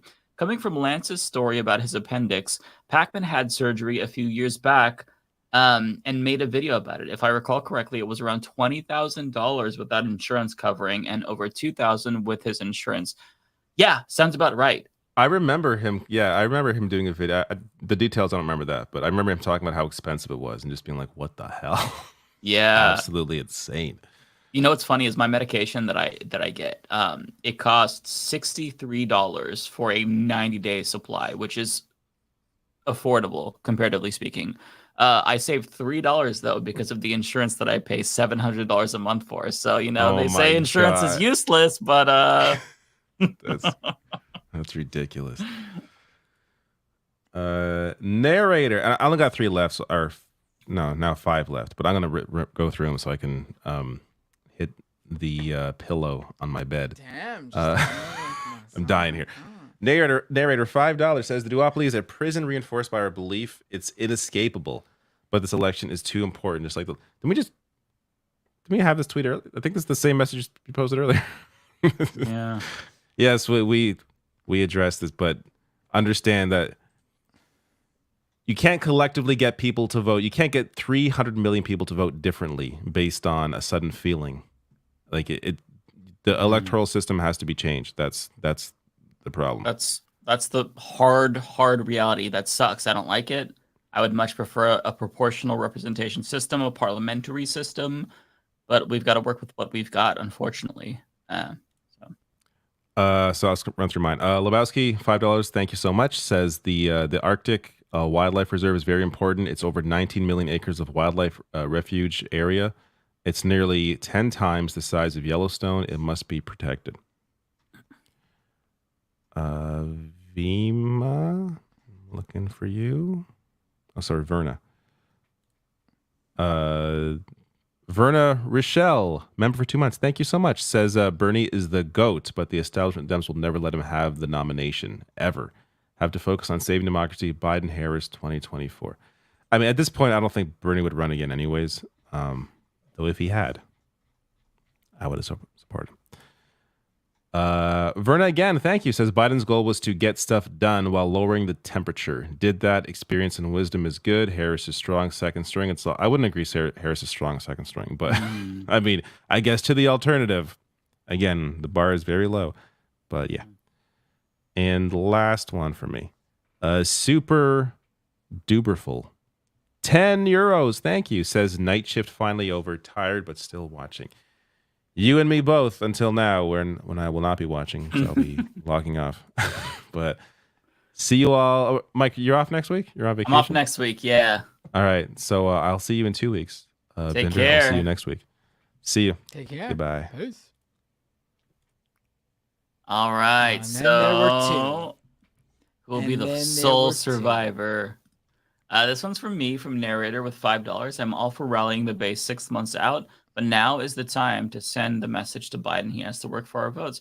Yeah, I mean, I think it's always important to apply pressure on all politicians, but especially the president, even if it might not necessarily seem like it's going to work. Doesn't mean you shouldn't try. So, yeah, I'm with you. Also, welcome to our new member, Christine Tenbarge. Thank you so much. Let's see here. I've got a couple left, actually. Oh, you're gonna run through them too? I just have 2. I might go ahead and do that because then I'm free for a week. Then I'm on vacation officially. So All right, get the fuck out of here. I will. I'll let you do your thing, Matt. Not that I don't love hanging out, but I need a bit of a break. Okay, C3339409 with $5. Why is the Hill rising, saying that January 6th was just the protest? I don't know. I don't watch the Hill rising. I think that for the most part, most of their hosts are idiotic. And I just, that wouldn't surprise me. That sounds like something that many of their hosts would say. I didn't watch the video, but I saw that they attacked Kyle Kulinski for saying vote blue no matter who. It's like, why are you covering fucking YouTubers, you dipshits? Aren't you like a serious news organization? The Hill is stupid. We've got Sally Thompson. Where is it here? Okay. Here it is. Mike, try to get... Oh, thank you, by the way, for the $10, Sally. Mike, try to get someone on about Cop City, because I heard a discussion today that if they build one there will be more. And they said, like, in Portland, Oregon. Please not here. Oh, absolutely. I agree with that. This is the beginning, for sure. Okay, and I have one more from narrator. Here we go. Narrator, thank you. By the way, narrator, thank you. You sent so many super chats. I really appreciate it. Left is best. See you in 2 weeks. Yes, I will see you. Looking forward to taking a break, but I absolutely will miss everyone. I will try to watch live. Let me find where you were, Matt. Really Where are quick. you going? Nowhere. I'm just fucking doing a staycation, but like mentally giving myself a bit of a break from politics. I take the second week of September off every year for my it's my me and my husband's wedding anniversary, and we're kind of homebodies. But you know, thank you. We just kind of just chill. I'm trying to find where you were. Oh, I know where I am. It's all right. I got it. Oh, do you? Okay. I was trying to find it in the highlights here. You But get the fuck oh wait, there's one more. One more. Lizzie Bennett with $10. Thank you, Lizzie. See you in 2 weeks, Mike. Please consider Dusty Smith, Cody Johnston, and or Leisha Miller as your fill-in guest. Yeah. Hey, well, this is up to the guys and Rebecca. Yeah. Hopefully, there's going to be an awesome replacement, but not somebody too awesome because then they might replace me permanently. So get someone who is not as good as me, but still very, very good. Very hard to find. No, I'm just kidding. No. But anyways, have fun, everyone. I'll see you all in Mike, 2 weeks. wait. One thing. With your Twitch channel, I don't know how many people are watching, but raid my channel. So at the end of the stream, I'll be able to raid someone with both of our Smart. viewerships. There you go. Will it let me though? Since I'm still live? Yeah, you should be able to raid Oh, okay. me. Oh, I just heard my voice. God, that's jarring. Ugh. I hate whenever I hear my own voice. It does something to me. Well, get used to it, buddy.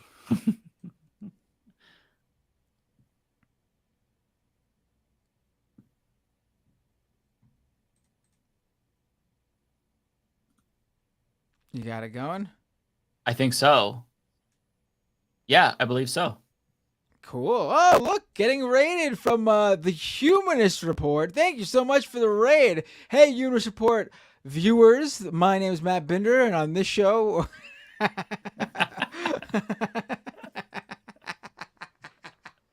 All right. Have a great vacation, Mike. Enjoy it. Enjoy your time off.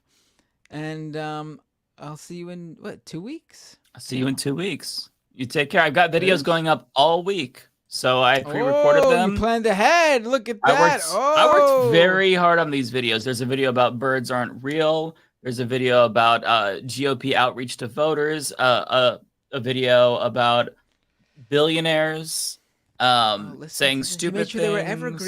He made sure they were evergreen too.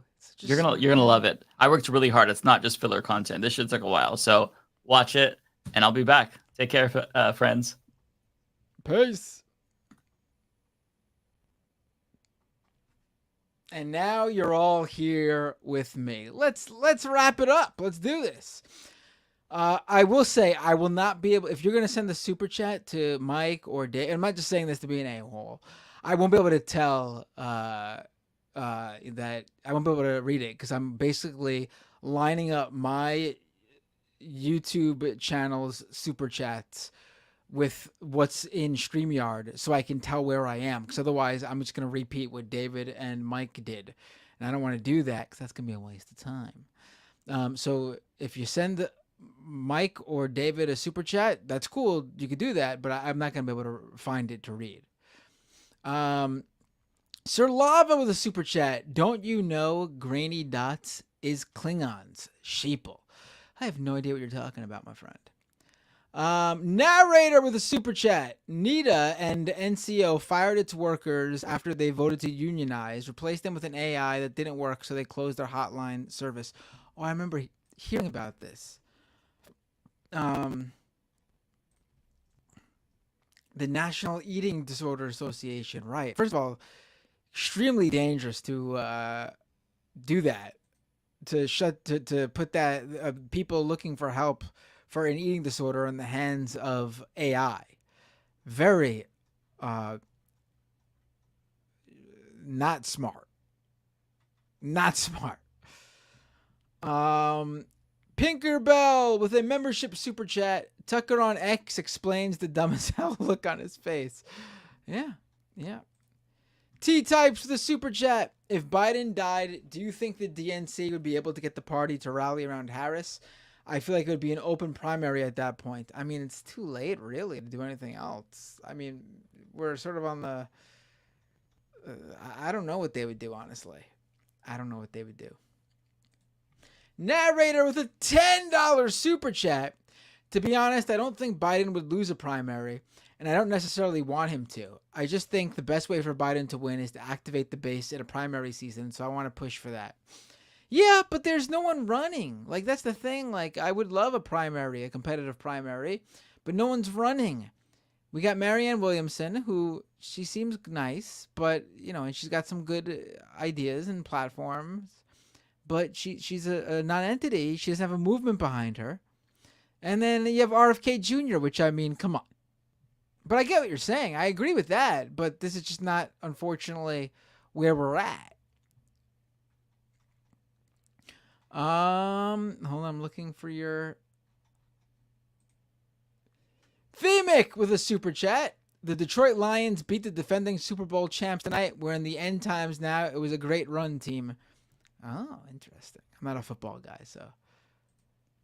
For Resto with a super chat. Idea for the guy with an Elon Stan friend. Mention the weirdo pedo pics. Unbanned Twitter scandal from recently. Pedo stuff is third rail for a lot of people. I'm sure they'll find some excuse, just like the reason Trump was friends with Epstein was to really go undercover to completely destroy what Epstein was doing. I mean, they always find a way. The critical plug with a super chat. This question is for both of you guys. Well, it's just me now. Tupac's music was political. Would you say it was progressive with its messaging? I don't know enough about Tupac, but from what I understand, you know, I remember reading somewhere. Hold on, let me. I remember. Oh, Queen Latifah says she took Tupac to a gay club. I remember reading that article. He apparently was an ally to the LGBTQ community.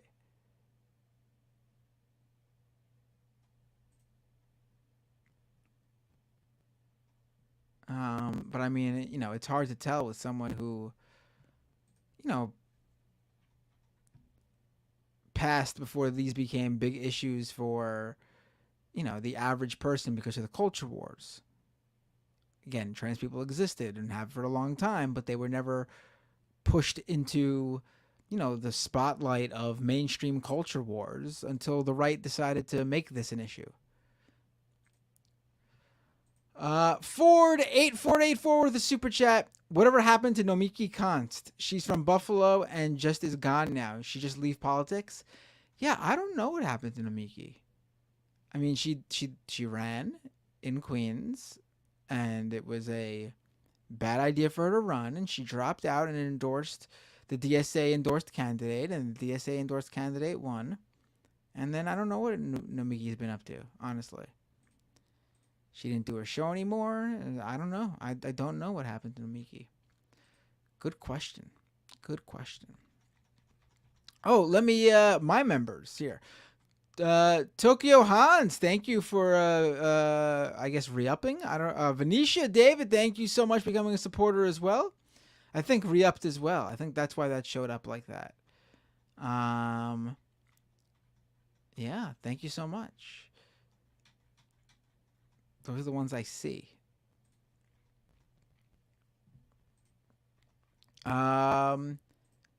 Duke of Bread with a super chat. Biden wins, dies in office. Kamala Perez by default. Next election, Dem party. No primary. Kamala incumbent.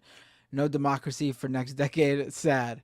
I mean, that would be a pretty terrible scenario. I don't think, you know, it's hard to anyone could go at any time. But yeah, I don't know. I don't know. Biden wins. He lives 4 years longer, more years, and then there's another. He lives out his time in office. I mean, look at Jimmy Carter.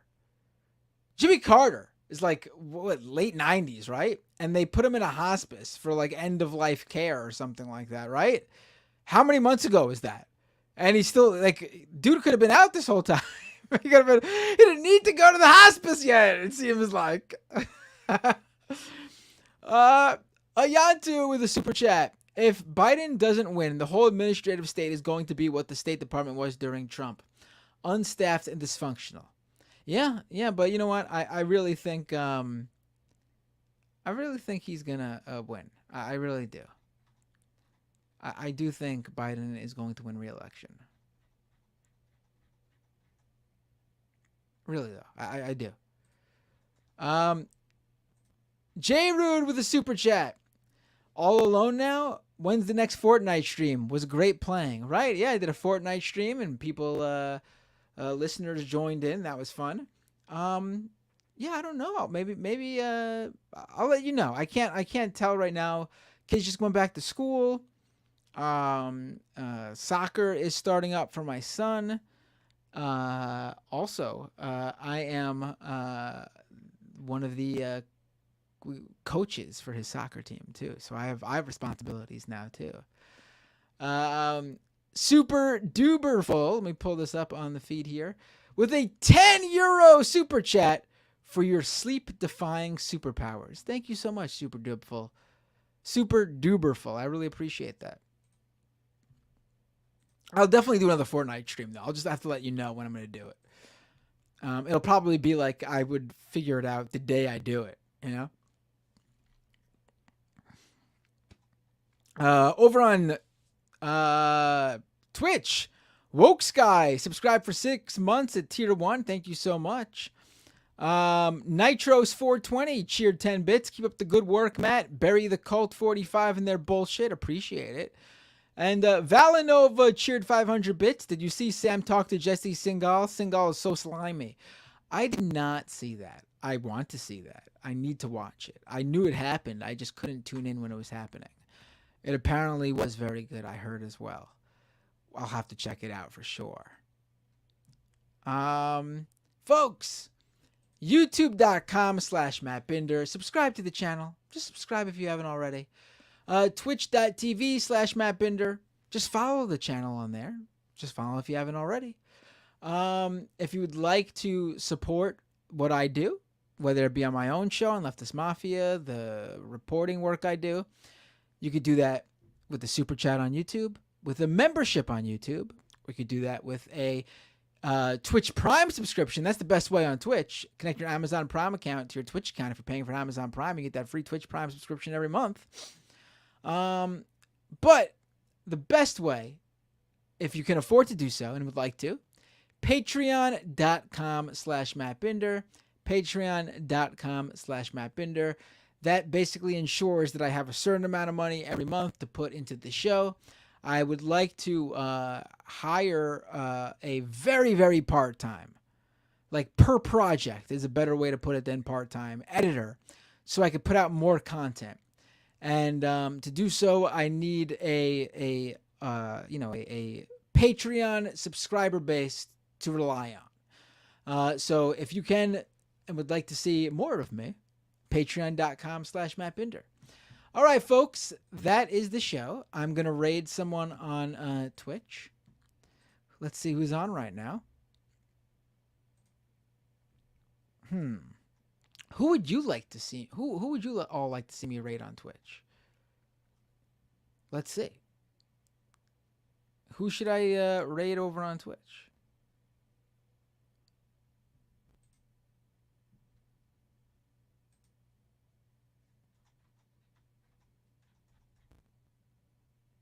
Ford says, Binder, you should come up with Pac-Man.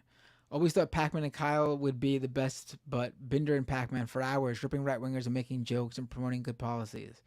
Pac-Man doesn't like me, I don't think, because my sense of humor. It's gotten me in trouble with Pac-Man before. So I don't think you'll be seeing any Binder Pac-Man crossover. I got no issue with the guy for that. I mean, I disagree with some of his takes. and some of the crypto sponsorships he's done over the years. But you're probably not going to see. But I would be down to do anything with Pac-Man, but you're probably not going to see it.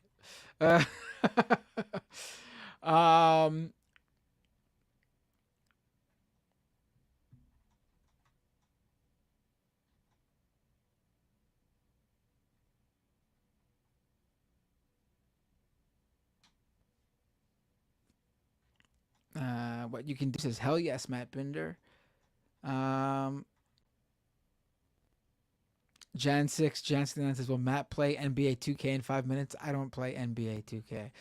All right, let's do let's raid yeah, I haven't raided USA Hole. That's a good idea. Let me raid USA Hole. Haven't raided them in a bit. Let me set that up. While I set that up. Yeah, there's a lot of good people on. I just rated on my personal, after my personal stream this past week, I rated MEC3.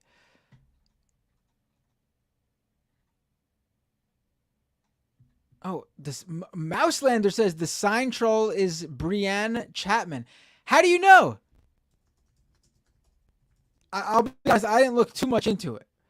But how did you... it seems like she's sort of...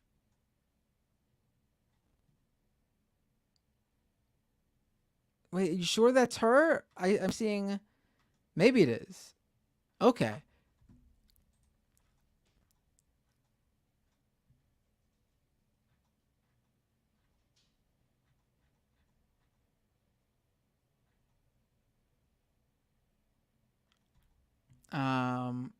Oh, got another super chat. Hold on. I want to make sure. Mike Thompson with a super chat. Not sure if anyone mentioned it, but Jordan with status quo has been in Atlanta. All right, that's another person to put on the list.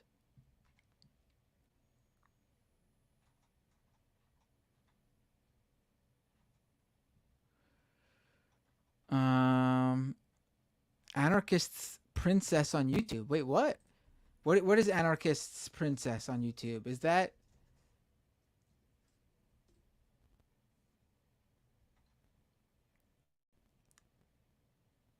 Is that her? Is that Brienne Chapman?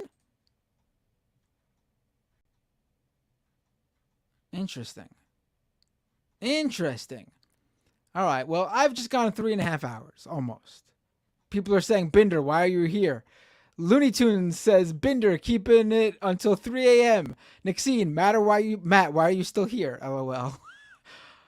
Yeah, I mean, I that's how I roll. I stream. I give you guys your money's worth. I'll never leave you guys like the others do.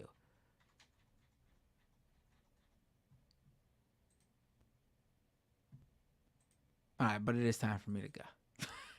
All right, I'm raising USA Hole. Let's do this.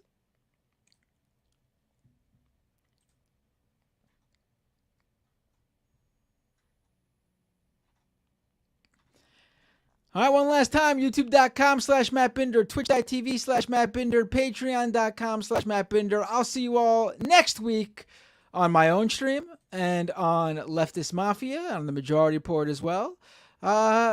Take care, everyone.